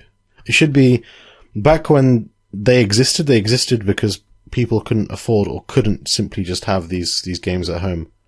And so they would go to an arcade. Yeah. So the arcade would invest in them. They'd get their money back because of the way they were designed and how much they cost to play. But I think these days it should be something unique, because Minecraft you got at home, and at home it's a lot better than at an arcade because you get to have your own game saves and so on and so forth. You can play on servers. It was a Minecraft themed. Yeah, I understand. I don't. So something that made sense in arcades before it kind of died out, because I think it has died out. At least I'm not entirely certain. Is Dance Dance Revolution. I was about to say Tap Dance Revolution. Dance Dance Revolution. Dance Dance Revolution, because that's like a big thing. You need a lot of hardware in order for that to be as good as it can be. And so perhaps it's because arcades have died that Dance Dance Revolution isn't so popular anymore. I remember that you used to be able to get mats and you could connect it to your PS2, but I used one of those mats at the childcare centre. Okay. At one point they had one of those mats, and I tried out like these. I mean, it might not have been Dance Dance Revolution, might have been some other knockoff or other variation or whatever. But the problem I always had was that over time I'd like move forward like unknowingly. Mm-hmm. You know what I mean? So like after like so long, I'd look down and I'd see like I'd be stood on the plus thing, and it's like I don't know how that happened, but I just sort of moved along forward. I saw there was someone talking of dance mats, probably a few years ago now. I don't think he's played anymore, although I'll have to have a look. Who did he started a playthrough of Tomb Raider 2 using a dance mat. Oh yeah, I've seen that. I've seen someone play Counter-Strike with a dance mat. That was interesting. Yeah, have you seen the Tomb Raider 2 No, one? I haven't. You have to send me a link. Oh, you've just seen people play it with a dance mat. Yeah, but I remember, I think I caught him live when he was on on level 4, which is one of my favourite levels in the game. And it's quite, like, the thing, like, with Tomb Raider as well is that it's very precise, like, platforms are very precise and everything. And so if you're there, like, shooting an opponent and you don't have the freedom to, like, move around and jump around and stuff, and you're, like, frantically, like, moving your feet to try to, like, get out the way, you are very much going to lose a lot of health.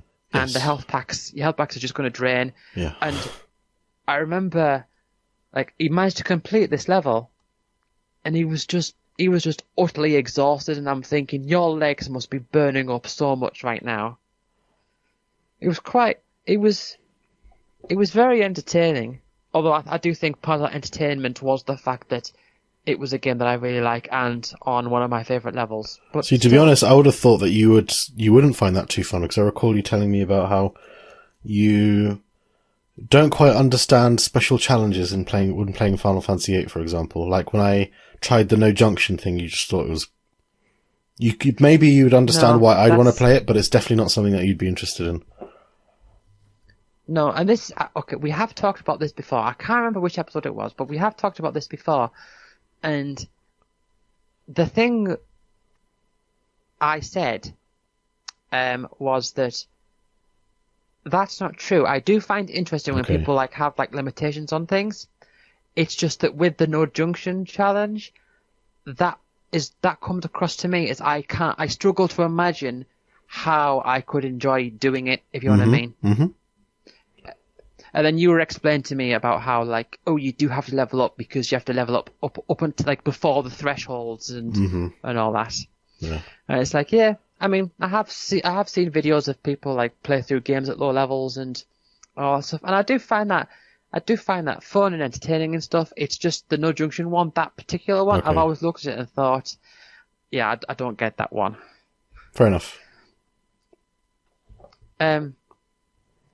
So yeah, the next one was we were talking about how we discovered different games throughout the years, discovering games. Oh, I'm just going to are you missing scroll one down out? on my Gaming notes. away from home. I am. Yes, you're right. Maybe on I took purpose. a brief look over. No?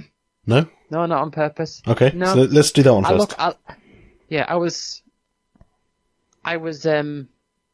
sort of sat on my bed. I was looking at my computer screen, my vertical screen, and I saw Discovering Games, and I was thinking, oh yeah, that's the next one. And then I got up and moved, and I was like, oh wait, no, it's Gaming Away from Home. Mm-hmm. Yeah, gaming Away from Home. So, geez, I told a lot of stories. Yes. In this one. And I think I had the conclusion that I kind of struggled to do it. Yeah, I mean, it's something that I used to, that was like, it was good in the past in a way, like there was a novelty to like, just being in someone else's house and different, like the furniture being in a different position and all that. Yeah. And just, and just them having different games. It's like, oh wow, I'm happy I've got what I've got, but because you've got something different, I'm so into this. Mm-hmm. This is so new and interesting. Yeah, and I mentioned how I 100%ed Mario Kart Double Dash at somebody else's house. And we talked, one of the things we talked about, that I talked about, was Zoombinis at school, where I Yes. didn't understand Yeah. about how, like, the bridge being, like, the mountain being allergic to shoes. Yeah, I told Ella about that, and she found it hilarious. Yeah. I told her your story, and she just, yeah. What was her take? What did she think?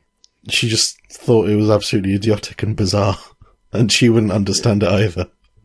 Yeah. Yeah. But there was another game that we used to play at school that I forgot to mention. Mm-hmm. And I think this might have been, I don't know if this was like a big thing across like just all schools throughout the UK, but we used to have Acorn computers, and on that there was a game called Prime Solver. Are you aware of this? I'd have to look it up. Prime Solver. Yeah. I'll have a look to see what it looks like. I'm just going to search on my phone, so you shouldn't be able to hear anything. Prime Right, okay. Solver. Symbolab, no. So what is it? Acorn? Acorn computers, yeah. Okay.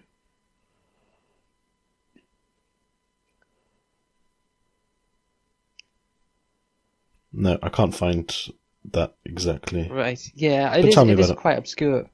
Mm-hmm. Well, it's basically like a Rube Goldberg machine type thing, where it's like a side-on view, and you've just got this plane of like this. I think it's like turquoise, like just this plane of existence, and you've got different levels where you've got just objects, and there's a goal to get for something to happen. So it might be pop the balloon, or get the ball into the jar, or something like that. And there's extra bits that you have to put on, like into this level. So maybe you have to like connect pipes to make the water flow through and fill something up, or maybe make a ball fall so that it hits the switch, like a wall switch, so that it'll turn on a laser, and then you got to like put like little mirrors down to like guide the light through and everything. So this was a secondary school thing, and I don't know, I really liked it at the time. There was a sort of like a level editor kind of thing, but it wasn't really like a level editor. It was more so just like a sandbox where it was just, right, you've got infinite items, just put things in and see what happens. Put all the lasers and all the balloons and all the pipes and whatever. And I remember one time I was in one of the IT rooms during one of the breaks, and I remember asking some of the older kids that were there, like, is it possible to make like a level? and they were saying like, oh yeah, and they sort of showed me, oh, you go through this and you can make a level, and I was like, oh Hmm. wow. So I don't think I actually got to. I don't actually think I finished making a level, but I did get to see the whole like level making thing. And it was just a silly little thing, but when you're in school, silly little things like that are the main attraction. Well, I just had a memories returned to me of Elastomania. I think I've spoken Yes, about it before it with the was the motor. same episode. Yeah. Yeah, So maybe you were maybe telling I'm me. just yeah. But what did I say Yeah, before? What do you remember? you were talking about. Well, the thing is, I have actually like looked up video footage of it, and it is kind of like how the way that it looked on the video was pretty much how I imagined it from how you described it. Hmm. So you're saying you're you're on a motorbike on like a side-on cliff, Yes. um, and all that matters is that your head doesn't touch the ground. Exactly. It's like the bike itself can like clip through like Hmm. around the like off edges and stuff. Yeah. What I didn't expect it to be like a lot of little floating islands. Oh yeah. I thought it'd be like one sort of like big floating island with like jumps off and all that. See, when we had in the school in Poland where I first learnt about that game, they had Yeah, a full copy. It probably was pirated, but it was a full copy of the game. And this is what I knew, yeah, and I was able to play the levels that were there, and I also saw other kids design their own levels. But at home, a few years later, when I actually was able to play it at home, when my brothers installed it, they could only find the demo for it. I think it was one of those situations where the owner of the game or the developer of the game, he just sent it. You'd send him an email, you'd do a bank transfer, you'd pay him $11 or however much it cost, and then he would send it to you by email or something, or send you the code by email. yeah. And I remember we only had Yeah. the demo, and I don't think the demo had the level editor. And so I was actually really disappointed because I learnt about level editor at school, but I wasn't able to play it at home. It was only later, as an adult, when I was at university, that I downloaded the full version and played it. Yeah, I always found whenever a game had a level editor, it was like my eyes were always drawn towards it. Yeah, I have the same Yeah, feeling. yeah. I remember like Tony Hawk's 2. 'Cause I remember I played Tony Hawk's 1 and I wasn't very good at it at first. I've been through that story. Hmm. Actually, I think I went through that story on this episode where I was talking about how I was really bad and then I came back and I was really good. And there was that one kid who was showing off about how amazing he was, and I beat him in a game, and that was very nice. Um, but yeah, Tony Hawk's 1, like, oh yeah, fine, fair enough, good game. And then Tony Hawk's 2, it's like, oh, you can make your own skate packs. Oh, this is amazing. Oh, and Mm. it just went from there. Kind of feel like playing that game now. Um, Maybe I'll get it on emulator. which one's that? One of the Tony Hawks, probably 3. I think 3's the one that people praise the most, isn't it? Or 4? 3. I only ever played the original one and number 2. Right, Those are okay. the only two. So I remember the original one. People seem to remember it as Tony Hawk's Pro Skater, but I remember it as Tony Hawk's Tony Hawk's Skateboarding.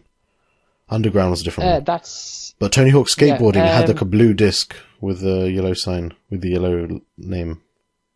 Yes, that was a regional thing in the Okay. UK, or in Europe rather. It was called professional skateboarding, Okay. but in America it was pro skater. Hmm. Yeah, that confused me for a while.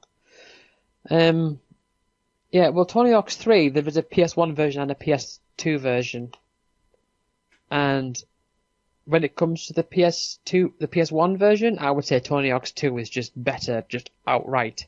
Hmm. But the PS2 version, I would say Tony Hawk's 2 I still probably prefer, but they're both relatively close, Hmm. quality-wise. Okay. Yeah, so I remember I basically like listed loads of different like places that I've played like different games and all that, but I remember one that I missed off was playing games at my dad's house, Okay. because and this is when I first played Age of Empires. In my dad's house, they had the computer in the basement. I used to go down there and play Age of Empires, and I thought it was really good. And there was one time also before in my dad's house, but this is my dad's previous house before he moved. Um, technically he's my stepbrother, I guess. I've never really referred to him or thought of him that way, but my stepbrother, basically, he had Pokemon. This was like soon after I met this family, this side of the family, and around 2000, no, like late 90s, yeah, late 90s, and he had Pokemon Blue on emulator, and I had Red on the Game Boy, but I hadn't beaten Brock yet, so I'm still early on in the game, and he was in the Safari Zone, On an and I was watching emulator? him play it. Yeah, he had an emulator. At the time I was confused because I thought, oh wow, it's on PC. Oh, I see, on the okay. computer. Yeah. And he was like in the Safari Zone, so I was just so confused. Because like when you're in the Safari Zone, like it's all different. So I was like, oh, in my game it's like this. Like, oh yeah, well it's just this area that I'm in that does that. Like, oh okay. It was like all these new Pokemon I've not seen yet. It was very, very interesting. So should we move on to the last one? Yeah, let's do it. Discovering games. Yeah. So I don't think there's anything I've missed out here, at least not off the top of my head. So we're talking about, games, like games from friends, and I talked about how when I was really young, my granddad used to copy loads of games, and eventually again when we had the PS1. And we sort of went through the different eras. So eventually there was like magazines sometimes, or something like on a demo disc. And then when it got to like modern day, it all just sort of blends together. You just sort of hear about games. I don't know, like thinking about it now, I think that when I discovered games as a kid, no matter what, it was just like, oh wow, look, there's another game. It was just always exciting, even if the game itself wasn't particularly exciting. It was just like, oh wow, because it was like an event. But now, it's like I see, like, it's like we've got so much access, like new trailers and yeah. And I think all that, also but it's I think it's also the mainstream now.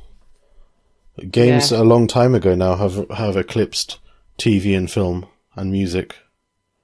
Music as well? Yeah. Definitely TV and film. Games have eclipsed them in terms of the revenue. Probably because of all the microtransactions, but the point is, games... Well, firstly, we've gotten older, that's one thing, but also they are everywhere. They're advertised everywhere. I mean, think of Halo, adverts for Halo and Call of Duty and all sorts on TV even. I mean, I haven't watched TV in years, but that's the kind of level that they're at. They have more money to advertise than film studios do, or than Hollywood does. Yeah, I mean, Halo. This is, like we were talking before about like odd days that like stick with you, and how you can sort of figure out like different days from different events and like trying to line up and all that. I remember the day I started university was the day that Halo 3 came out. So my uni days are very much associated with like the Xbox 360 and the Wii and all that. And in a sense, I mean, this is just, like feeling old and all that, but it's like, yeah, that was a while ago. That was 2007 when I started uni. Yeah. And to think we're now 2 generations ahead of that, which really isn't much when you compare it to previous generations when they used to... Cause, I mean, so I got my Amiga for Christmas when I was 5, and after that it was I got my Mega Drive. It was from my uncle, so I might have been like... So, hold on, I got Christmas when I was 5, I got my Amiga, so then Christmas when I was 6, because I remember some more games I got for my Amiga when I was 6, so it might have been Christmas when I was 7 that I got my Mega Drive. Mm-hmm. and then I got the PS1 when I was maybe 9 or something like that. So, I mean, that's like only a few years. That's like 4 years. But in my mind, it feels like that's like 3 different eras, like 3 different times of my life. Mm-hmm. Whereas now, it's like, do they really need to bring out a PS5 only 7 years afterwards or whatever? Yeah, we perceive everything differently now, time and also the things that we're interested in. I mean, I live in a strange state that I haven't played on the PlayStation 3 in a long time. I don't ever feel the need to turn it on. I mean, I brought it with me to Poland, actually. The PlayStation 3 that was at my mum's house in England last time I was in England. I've actually have it here, and I've had it here for almost a year now. But is it a year now? I think it might be a year now, or coming up to a year. And I haven't switched it on. I did switch it on, but then I learnt that I can't play a game with the audio going to a Bluetooth speaker. Because I don't have any speakers that are either connected to my monitor, I only have headphones. And I don't have, what is it called? I don't have optical speakers either. So I'm kind of limited in what I can connect to the PlayStation. All my controllers for the PlayStation 3 are kind of knackered. So I'm waiting to buy a dongle, which allows me to use an Xbox controller with the PlayStation 3. Also called a cheat device, but I mean, all the PlayStation 3 online servers are down, so who can be angry at me for doing that? But the way I perceive it is, okay, I haven't played the PlayStation 3 in a while, but that is still in my mind the latest console. Because it's the last one I bought. I don't have the PlayStation 4. I know it exists. I've seen it a few times in real life. My brother has one, and I've seen his one, and I played FIFA on it with him, football game. But aside from that, I have like zero contact with consoles. PlayStation 5. I briefly considered getting one when I learnt that Gran Turismo 7 was going to be kind of a car collecting game again. But when I learnt about how the game works and the microtransactions and the way that they have made the game really unfun and you can pay money to skip the unfun parts, it just means I'm not going to buy it, and I'm not going to buy the console. There's no point. Yeah. I mean, my last PlayStation trophy was over a year ago now, I think. Mm-hmm. Which is really weird because, like, I always, like, I always like, oh, let's go for the platinum or whatever. And then some years I'd get maybe like 3 or 4 platinums. I remember 2015 was my absolute beast of a year where I got 15 platinums. But I've not even gotten a single trophy in over a year now. I do put that down in part to the fact that I use my laptop more than anything now. So I have played, because I discovered a website, Retro Achievements, where you can like play through them, like emulators, and like it keeps track of like achievements of old games. And I just thought, oh right, okay. So I might have played through like a few old games that I had when I was younger, like Pokemon trading card game and The Legend of Zelda: Link's Awakening, which I had as a kid but never completed. So I did that, and it's like, oh yeah, these are all around. These are good games, and I've got like I play Magic Online, and I've got my idle games that I've always got open, and I've got Age of Empires when the mood strikes me, but like I don't know. I haven't really been like really invested too much.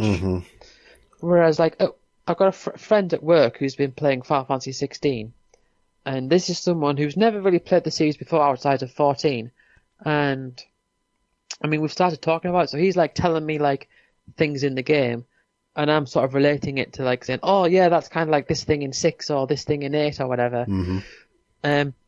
But it's just like a new Final Fantasy game coming out was like, it used to be like a big event. Yes, I remember. And then And then with 15, it was sort of like, you know. And then 16 is just sort of like, well, that happened. All right Yeah. then. I can probably trace this all the way back when I played.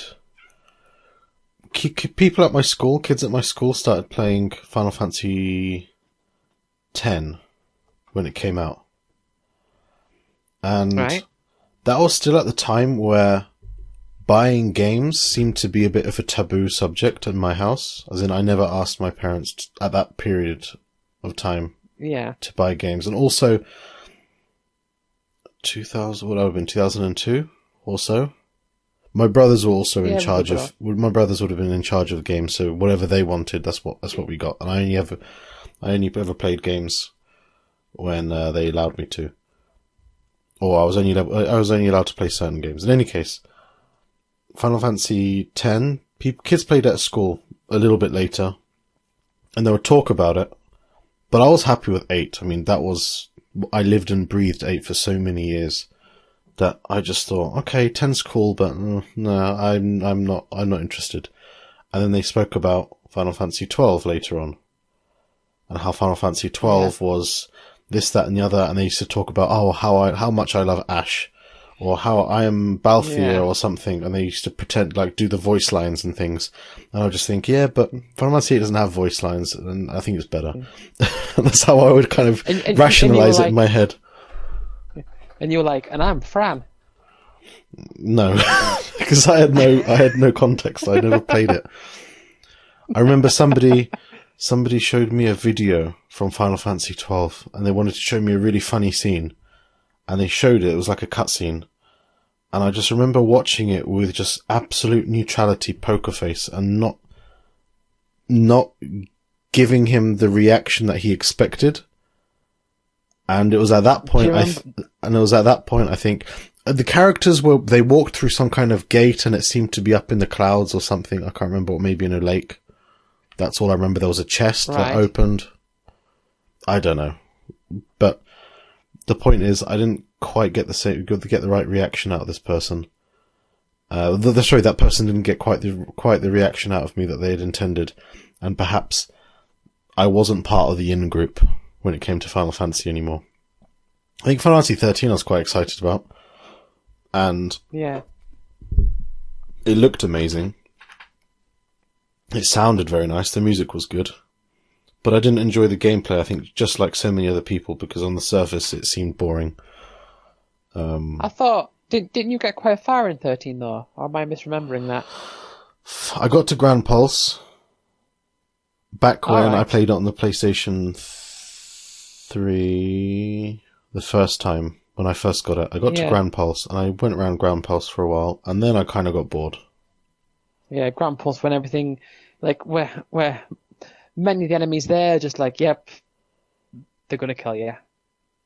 I don't think necessarily it was difficult. I think it was just repetitive, or I wasn't particularly... Maybe the whole Cocoon section had worn me down. I don't know. Right. I didn't find it particularly fun. Ever since I haven't played it again. I've watched you play it, and I've watched a story, like somebody running through, cutting out all the fights, and just... You've watched me play 13? Yeah, I think I watched a video clip of you playing 13. Didn't you have it on your... right. No, it wouldn't have been live, I don't think. Yeah, it would have just been like a random video. Yeah, I made a few of those. But 13 was an event when it came out, and I was actually really excited, because it was 13 and versus 13, and I thought that was a pretty cool idea. Wow. And then 15 happened. Well, 13, 13-2, 13-3. Then 15 happened, and I think I first watched Mule play it. And I just remember Mule playing the demo. No, sorry, I watched a video of the demo, and I saw the product placement, and then I watched the film. I think the product placement of the what do you call it? The super noodles or cup noodles or whatever it's called. And then I watched the film Kingsglaive at some point, and that also had product placement. And I decided that that Hitler exists in the Final Fantasy universe. Because, did I tell you about that? I think I did. What was that? Hitler exists in the Final Fantasy universe. I do not remember that at all. Yeah, well, he does, and I can prove it. Right, okay. So in Kingsglaive, the Final Fantasy 15 film tie-in, there's lots of this fantasy magic and medieval stuff going on. Everyone's really happy. Actually, it's not medieval because they've got some technology. They've got their own cars and things like that. And then all of a sudden, one of the main characters has an Audi. An Audi R8, so it's a modern Audi, when Audi was under the Volkswagen Group. And you all know who's instrumental in the Volkswagen Group. Well, Adolf Hitler was, because it was a car that was it was very successful under his regime, because it was a car that was kind of a national socialist or a socialist dream that everyone can have a car. And so, of course, that means Hitler exists in the Final Fantasy 15 universe. Right. Is my tinfoil hat showing? I have a very no. I'm just thinking. I have a very specific memory of like, oh yeah, there was some sort of car sponsorship thing going on. I'm really. I don't mind. I really don't mind the. What are they called? There's a word for it. Product placement. Product placement. I really don't mind it. It's fine. Really. I mean, if there is a film, I watched a film recently. No, I didn't watch the film. I just saw it playing somewhere. Or I saw clips of it, perhaps. Yeah. In any case, there was a film in which the main characters, there's like this family, they're in a haunted house or something. And they seem to they drove a blue car, a blue Mazda. And every time there was a scene near the beginning of the film where things weren't scary yet, the film looked like a TV advert. I mean, it kept showing the Mazda from different angles, and the Mazda was always center screen, and the family was always like, okay, they opened up the boot and they took something out of the Mazda and then they closed the boot, and then the camera lingered on the Mazda for a while. This was obviously product placement, but at the same time, it's their family car, fine, whatever. It's like it takes place in real life. The car exists. They had to have some kind of car. Now, if the company paid them a couple of $1 million to have the car there, fine, whatever.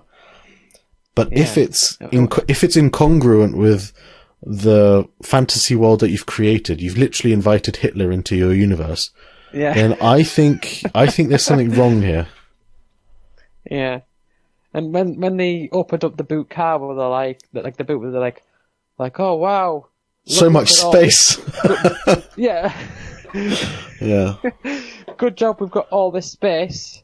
If we bought that Skoda, we wouldn't have fit half the stuff in there, would we? Yeah. So one thing I've always found, talking about Final Fantasy, one thing I've always found quite interesting in regards to you is that Final Fantasy VIII is, and I know it's very much very highly ranked on your list. The Holy Grail. As it were. Yeah, the Holy Grail.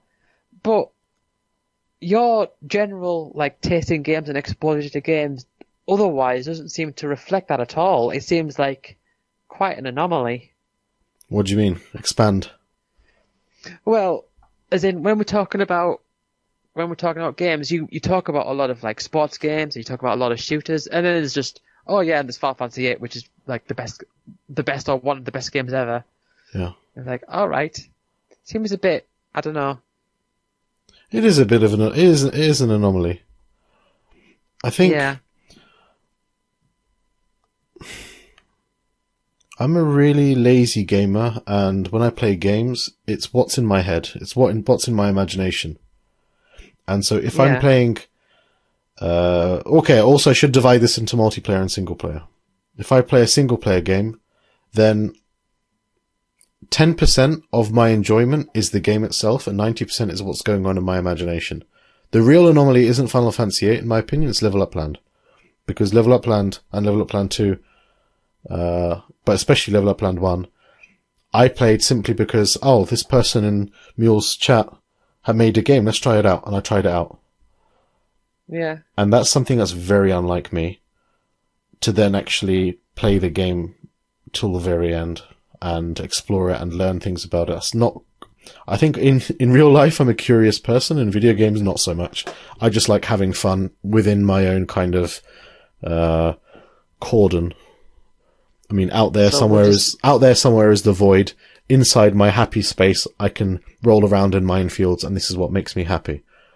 And so with this in mind, Skyrim is a game I played, but it's a game, and Oblivion before that.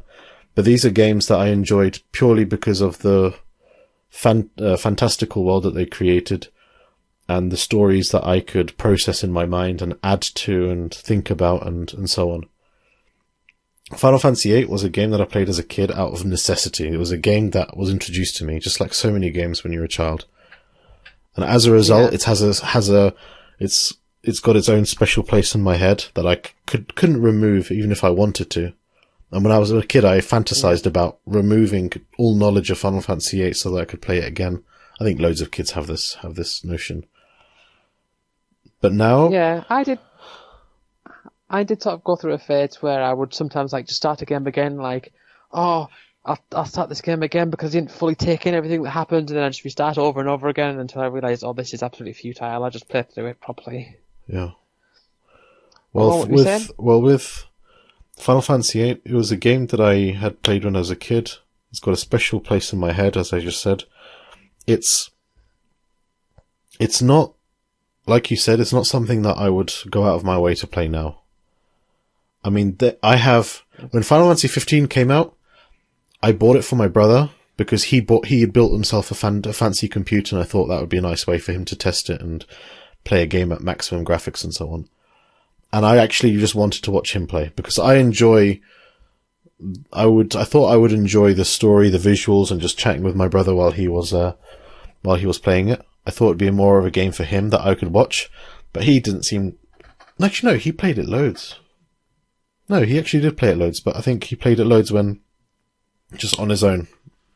I think he moved his computer up to his bedroom or something at that point, and then instead of being in the living room where we all spent time, he just moved up into his bedroom. And that's where he played it. But yeah, that was definitely a game that I wanted just to experience again, like in a community, as opposed to playing a game because it's a game that I'm interested in. I don't know how much that makes sense. So you're right. It kind of makes sense. Role-playing games. I don't think Final Fantasy VIII is an anomaly in terms of a lot of what it's about. It's got great music. It looks pretty, and it has a story, and that story encourages imagination. But to play that kind of game, to play that game for its gameplay, then that's not really what I do. Skyrim, I did not play for its gameplay. I played it simply because it's got loads of mods and it's interesting. But also, let's not forget that you did rank Crisis Core as the best game ever. Crisis Core is, but that's only because it pulls at your heartstrings. Yeah. The Crisis Core is a game packed so much full of nostalgia for me, simply because I played Final Fantasy VIII. I didn't play anything else that I thought was anywhere near as close. And then Crisis Core was... The gameplay didn't get in your way too much. It was easy enough to just float through and not have to worry so much. And the story was pretty nice. Especially for my teenage brain. Well, Final Fantasy VIII for me was... I mean, I'd started playing Pokemon, and then Matthew showed me Final Fantasy VIII, and it was, in my mind, it's just like, oh wow, this is like Pokemon, which is amazing, but look at the graphics, it's also 3D, and it's on the PlayStation, and look at all these menus, and the numbers are bigger, there's so much more going on, and... So suppose you owned a PlayStation 5, and you bought Final Fantasy 16. Is that on PlayStation 4 as well? I'm not sure. It's not. It's on. Okay, so let's say you had a PlayStation 5 and you bought Final Fantasy 16. Yeah. How would your approach be to playing it? Well, I'm not quite sure what you mean. So, if I played Final Fantasy 15, I would probably complain at how it's not turn-based. I don't know if it's turn-based. Actually, I have no idea what it's like, but I imagine it isn't. So, I would complain that it's not turn-based. Not because I believe turn-based games are inherently better, considering I play shooting games mostly. That's completely an irrelevant argument, because turn-based shooting games are just basically turn-based games with shooting animations. Yeah. I would play that for the story. I'd play it for the music. I'd play it for the visuals.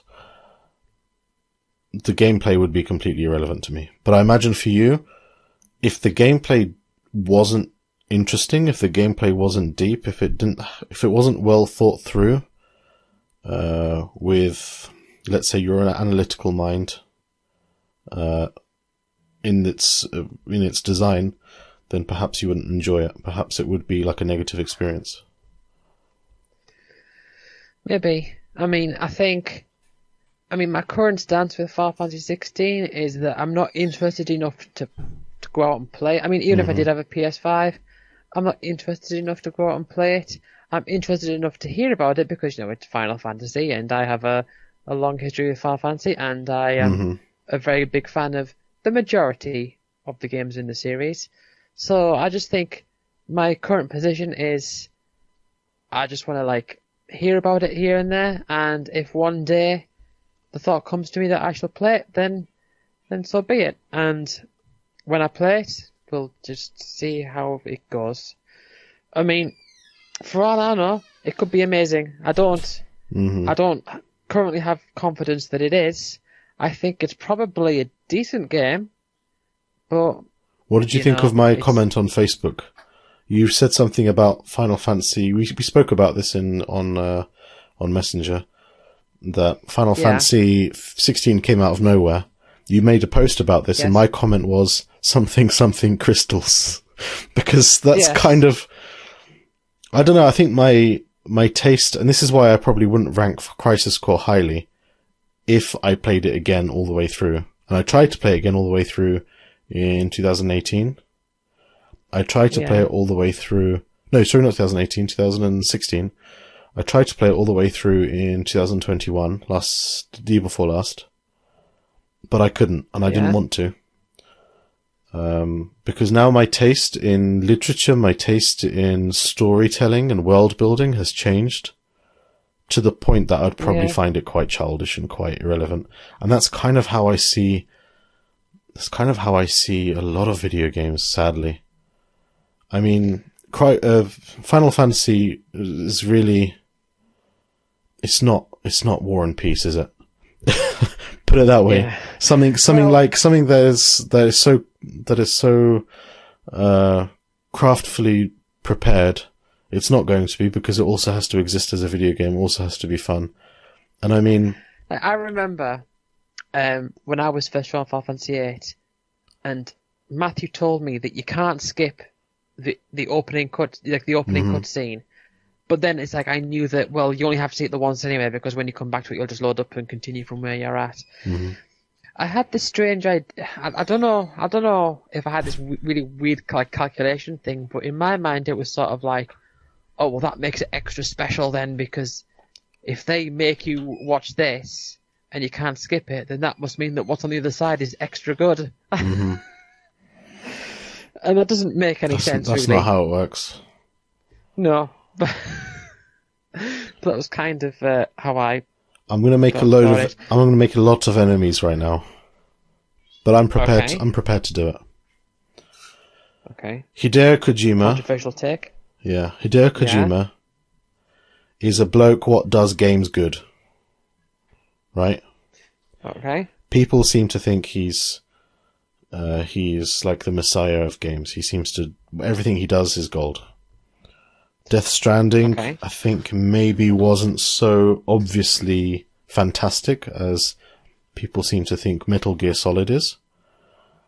But I think Mule and Hawk and that lot, they seem to really like him. I hear a lot online, or I read a lot online, that he's fantastic, he's a visionary, he's amazing.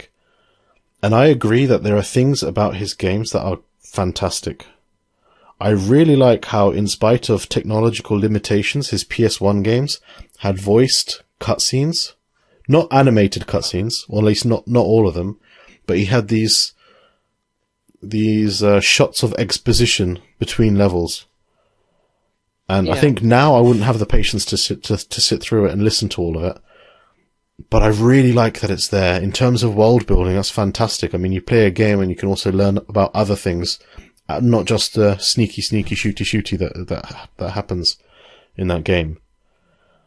But Yeah. even though he's a visionary, he's done amazing things. His stories, like the story of Metal Gear Solid, I'm sorry, it's just idiotic. It's just so inconceivably difficult to. It's not. I have no idea what the stories are like. I don't find it immersive at all. No. I mean, it's supernatural. There's no other way that it's supernatural. That's kind of how how it works. There are loads of characters who have been mutated and they have the power to turn into, I don't know, rain or whatever. But I mean, there is a character. This is kind of the point. I never really paid attention to Metal Gear Solid. I never played it. I don't think I have actually ever played it, to be honest. And that's kind of why people are going to be angry at me. Well, if you haven't played it, how can you comment? But I'm not talking about the gameplay at all. So that's why I can comment. But I mean, I understand that you want to make a boss really fun. So he's a man who can fly. He turns into, I don't know, like a bat, but he's not Batman. He can fly. And that's your boss. That's his whole quirk, that he can fly away from you and it's difficult to shoot him because X, Y, and Z, and because he does this kind of attack, that kind of attack, and when you finally kill him, he turns into a cloud of smoke. Obviously, this is supernatural. And in the context of the game, this is fun. But there is a character who has some kind of allergy or some kind of illness, which just basically means she needs to have her breasts out at all times. Oh, yes. Yes, I've heard of this. And this is a character called Quiet in Metal Gear Solid 5. Yeah. And, okay, you want some almost naked women to boost game sales or to make your game more fun for adolescent boys to adult men. Maybe some women as well, I'm not sure. But I don't quite understand how you can see your world that you've created as cohesive if you've just introduced a character who just needs to be naked for reasons. And that's basically that. Basically. I don't know. I find there are just things about his stories that I find frustrating, and I just think it could have been better. I tried to watch. I actually loaded up on YouTube a while ago, just while I was playing another game, or just while I was doing something else. I loaded up a timeline, a Metal Gear Solid timeline, and it showed all the events of Metal Gear Solid in chronological order. And it was just a guy explaining it, and there was just some visuals, but I wasn't actually watching it. I was just listening to the guy explaining it, and he did a bloody good job of explaining things in a fairly neutral way. Just that this happened, and this happened, and this happened, and therefore that happened. Yeah. But there are points in his world building that are interesting, that are good, and there are points that are just completely silly, too far-fetched, and they just really lost me. And I think it's not that, like, books are better because they don't have these problems. They do. And it can be difficult to read something if there is like a glaring oddity that happens. But I get the impression that the bar is a lot lower for video games. And as a result, I feel compelled to enjoy video games within my own imagination, where I can strangely enough edit things so that I enjoy them for myself and not enjoy them as the creator intended. Sorry, I'll stop my rant now. Yeah. He's a good egg, Kojima. I mean, I know I've got this sort of, I don't know if reputation is the word, but I know there's like this idea that I don't care about stories and all that. But when I was first showing Final Fantasy VIII and all that, the story there, it was sort of like there was some level of interest there, where it was. I mean, I don't know. It wasn't like, oh, this is so serious. This is an amazing story, but just this thought of like, oh, the sorceress, this magical being, oh, and this music, oh, it's so evil. I think I saw a clip by Prosy D. I don't know if you've seen it. Sung One, Yes, YouTuber. yes, I know. He's amazing. I know I Prosy D. think he's bloody brilliant. Yeah. Yeah. And I really like his way of mocking Hollywood and the way Hollywood does films. Firstly, they all have to be comic books, and I'm not a fan of comic books to begin with, but they all have to be comic books. And when they come up with a villain, it's just, he's bad. Why is he bad? Because bad. So why does he do? Yeah. What does he do? Oh, he does this bad thing, and he's bad. Or when they have a character called Doctor Strange who does something, I don't know, and then he says, well, we have to create an evil villain who's going to be like Doctor Strange, but bad. Why? Because bad. That's kind of the summary for so many characters and so many, so many arcs, so many stories. Yeah. I don't know. There's something. There was something about the sorceress and she's evil, and the music and something quite. See, perhaps I don't know. Sorry, maybe we can end on this because I'm aware that I have to finish up soon because it's 11:30. But yeah, I am absolutely serious about my offer for you and me to write Final Fantasy, remake Final Fantasy in theory. Maybe that's what it can be called. Yes. But Final Fantasy VIII, I mean. And now I will describe to you my idea for Final Fantasy VIII. You can, of course, say it's a bad idea because it's a collaborative process. But this is just an idea that I had so many years ago, and I thought was pretty cool. I didn't develop it much, but it was just an idea I had in the back of my head. So Ultimisia is in the future. She wants to time travel. She wants to compress time into a singularity so she can rule over everything. Why does she want to do this? Because bad. Okay, now let's start with that. She's the main villain. She wants to do something that's going to kill everything or end life as we know it. Why does she want to do it? Because bad? That's a bad explanation. I'm sorry. That's not how bad people work. Now, perhaps we can draw into this Rinoa equals Ultimisia theory, because I quite enjoy that one. I really enjoy all of the ones. I like the one that Squall is dead. That Squall dies at the end of disc 1 and it's all just a dream. Even though that's a horrible way to treat your audience, it's interesting. But if Rinoa is Ultimisia, Rinoa becomes a sorceress because she inherits these crazy, powerful abilities. And for whatever reason, sorceresses pass down their their powers when they die. That's the way they can die, because otherwise they're, let's say, immortal. Adol was in power at a time where technology was advancing hugely, massively, and she really invested in technology, but they managed to overcome her and send her out into space. Lovely. Now, Rinoa would have been a sorceress, the sorceress on the planet, the only active sorceress, considering they killed Adol. They managed to do that kind of thing. Obviously, we're looking at what's the word I'm looking for? Time paradoxes. But ignoring those, because we can iron those out later.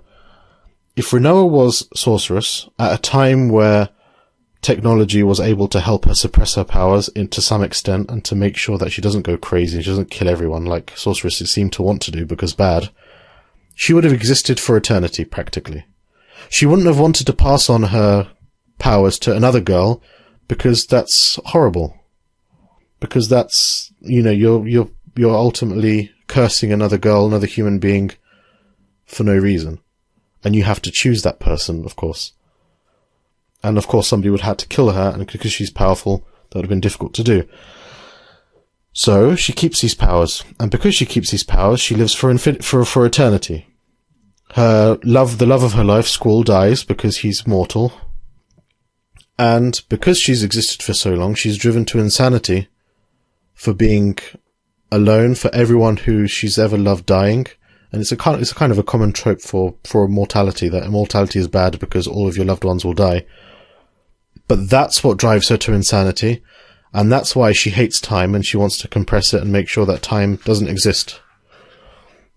What do you think? See, when you were saying about doing the Final Fantasy VIII Abridged, I actually didn't really grasp what you were talking about. Okay. It's just so you're just sort of like making up a variation of the story. No. Rewriting the story. Making the story actually... Using elements of the story. The way I always imagined it is, let's say we can... when you mod a game, if you're a really bad animator or a really bad modeler or a really bad anything, you use the assets that are already present. This was my experience when modding Delta Force. I was terrible at everything except for having an idea and wanting to do something. I'm not going to say I was good at carrying that out, but wanting to do something I was very good at. Yeah, and unless it was stairs, you could do those. Stairs I'm pretty good at. I'm proud of that. Yeah. I do make a mean staircase. So, yeah. Taking into consideration we're kind of limited by what exists in Final Fantasy VIII, as in physically the locations and the characters, because I wouldn't be able to create a character from scratch. That's the kind of limitation that I see. In terms of gameplay, I think we're more flexible, because imagine you're limited by your grasp of maths, basically. The things that the modders for the New Threat mod have done, I think, are fantastic. Like something as daft as the magic system was deeply flawed, because, yeah, you want to collect magic. Magic makes you stronger, but using magic makes you weaker, so you don't use magic. So you're kind of eliminating that part of combat. There's no point using magic. Yeah. So they fixed that by saying, you just need one spell in your inventory in order for you to have the maximum effect of having that magic junctioned. So as long as you don't use your final one, you're safe. I mean, we could probably expand on that and make it better, but as long as you're not using your final spell, so if you have 100 cures, you can use 99, and you haven't affected your vitality stat, for example. Right. Yeah. So with that in mind, this is the kind of vision I have for you and me redesigning Final Fantasy VIII, as it should have been. Right. What do you think? Okay. Yeah, it sounds good. Okay. This is something I'm passionate about, and yours. Yeah, that's all right. I've got nothing on. I've got nothing on next week, and let's just brush it out. But yeah, what was that? I said as an example, you've got nothing on next weekend, so you'll give it a go. I mean, we can spend half an hour on it. Let's just satisfy this madman's dream of redesigning Final Fantasy VIII. I'll spend some of my time developing a gameplay for him that he'll never play because he just wants to play what he knows and not think. Yeah. So, like an idea I had for gameplay, for example, how do GFs work in Final Fantasy VIII? Oh, I've climbed down a rabbit hole, haven't I? Anyway, how do GFs work in Final Fantasy VIII? You, aside from the menuing and making yourself more powerful, literally in combat, you summon before you summon a GF, it kind of protects you with the health bar. Then you summon it, it does a thing, the thing happens, and then you can summon it again later. Yeah. Considering the GFs exist in the 3D models, wouldn't it be fantastic if, for example, you can summon the GF to just fight alongside you independently? So it kind of just is in the battlefield with you. Yeah. So like the Final Fantasy X approach. Possibly. I can't remember. Yeah. Okay. That was a big... I remember that was something that I found out about Final Fantasy X, that when you summon, they actually are like a character out on the battlefield. Yeah, I think that's pretty cool. Yeah, and at the time I thought like, oh yeah, that makes more sense. Mm-hmm. Because that way they're actually something distinct from just like a big magic spell. Yeah, basically. But maybe you can have the magic spell as well. I don't know. Yeah. I also like isn't it Final Fantasy VII that you can only use a GF once? You can only use a summon once in a battle? In 7 you can use it however much you've leveled up the materia. Aha, so if you've got the materia to level 3, okay. Yeah, you can use it 3 times. Okay, that's pretty cool. So that's... In 6 you can use it once. Okay. Maybe I've got them mixed up. In any case, I like that. Because in Final Fantasy VIII, when you're an idiot and you don't know what to do, like I was when I was a kid, I just thought, fighting Ultimisia when school's level 50, all my other characters are level 5, or level 10, let's say, throwing Ifrit 20 times at her would sort it out, and obviously it didn't. Yeah. Well, I think that's when everyone starts playing, summoning is like the go-to strategy because you think, well, hang on a second, it's a big thing, it does a lot of damage, I guess I'll just do that. Okay. So anyway, do you accept my challenge? Yeah. Yeah, I've got nothing on. Why not? Yeah. I can spare you a bit of time. But honestly, if it's not something you're interested in, just say. No. It'll be fun. It will be fun, okay. It would be fun. Famous last words. So do you know like a website you were saying like with like a whiteboard? Well, function or I know something? Google has something called Google Jam. All right. And it's nothing to do with health bars. It's like an online whiteboard. Its functionality is quite limited. I don't particularly like it. I was using it for some of my lessons. I'll try and look for something else. Maybe Teams. Teams is pretty good. But it would mean we'd have to have Teams open as well as Messenger, or we'd call via...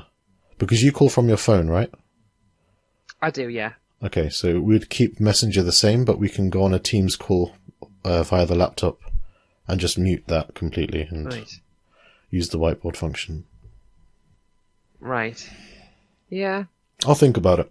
I'll think about how to do it without being too crazy. And I'm going to have to find my Final Fantasy VIII video thing where I go through disc 1. Okay, and also I'll look for that, or send me a link if you find it, or I'll send you a link if I find it. It's just, I just remember it's like this Microsoft Paint with just a blue screen. I was just drawing up to Stickman like, oh yes, so Squally's walking down here, and the Christians are like, hang on, and I was just, it's like trying to like rush through it. Yeah. Do like from memory. A bit like when you did the map from memory, I was trying to do the story from memory, but I got as far as disc 1, and it was like, yeah, I've been at this for ages now. Maybe do disc 2 down the line, and then I just didn't do any more. Man, I'm going to have to find that. That was fun. I once did a 3-hour video of me talking about my primary school and like mapping it, like drawing it out. I would struggle with that. Yeah, it was like 3.5 hours or something. But it's incredible. These are locations where you spend so much of your time. I know. And then one day, never again. But I think it's the same as driving. So when I drive around where I live here, I've got a good map of where I live. And if I was to tell you how to get from Retford, I remember quite well, the last town that I lived in the United Kingdom. But if I was to tell you how to get from point A to point B in Leeds, I think it would be a little bit difficult because it's been a while since I lived there. So it's been a while since I had to use that memory or those maps. The campus of Leeds University would be quite difficult for me as well because I can't imagine it from here where I am. But if I go to those places, or if I was to start driving in wherever, then it actually would start coming back to me. Yeah, I just remember that time where you confused like a church style building to like a grey cube style building. Yeah, because they built that grey cube next to the church or outside the church. Yeah. Crazy. But that church was simultaneously a chaplaincy and seminar rooms. Yeah. So next time, do you want to do what is video games? Yeah, I think so. Was that what we had planned? Yeah, I think it was. I think that was let me look at the one idea that you came up with. That I came up with? And then I've got a few... Yeah, you came up with that. Just recently you said, have we done what is video games? And I said, no, we've done what makes a good game, but not what is games. What is video games? Oh, yeah. That's a good callback to episode 1. Okay, we can do that. Yeah. Yeah. And I've got a few other topics that I told you about, and you said they all sound good. So that's good. So we're going to be set. Okay. Good. And we have this amazing Final Fantasy VIII series that we can do. Yes. If you have time. Yes. I will do at some point. Okay. Yep. I think your enthusiasm is making you interpret me as being unenthusiastic. Yeah. I think that's what it is. I think it's just a failure to match. But I think I'm up in the clouds and you're at kind of head height. It's not necessarily that you're not interested, it's just that I can't feel it. Right. It's okay. Yeah. Really, it's fine. Well, yeah.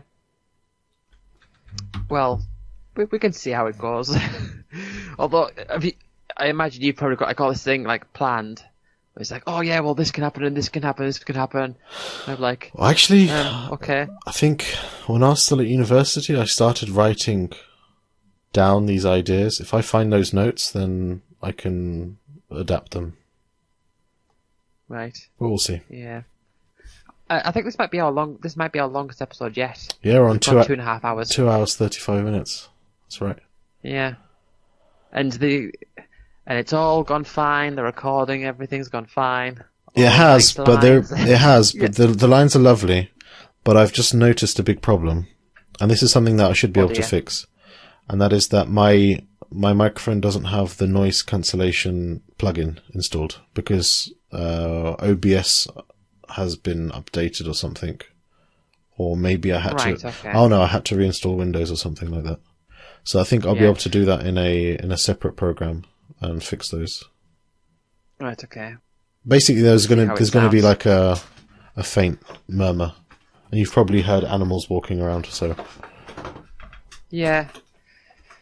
Well, if you can get that sorted, that's great. If not, that's fine. Last time towards the end of the last one, we had a little bit of an echo, I think. Mm-hmm. Yeah, I think it's here. I think it's back again, but we'll see. Oh well. Yeah, I don't know. Right. Thank you very much. Have a good evening. Enjoy your weekend. Speak to you soon. It's been good. Okay. Bye. Bye-bye.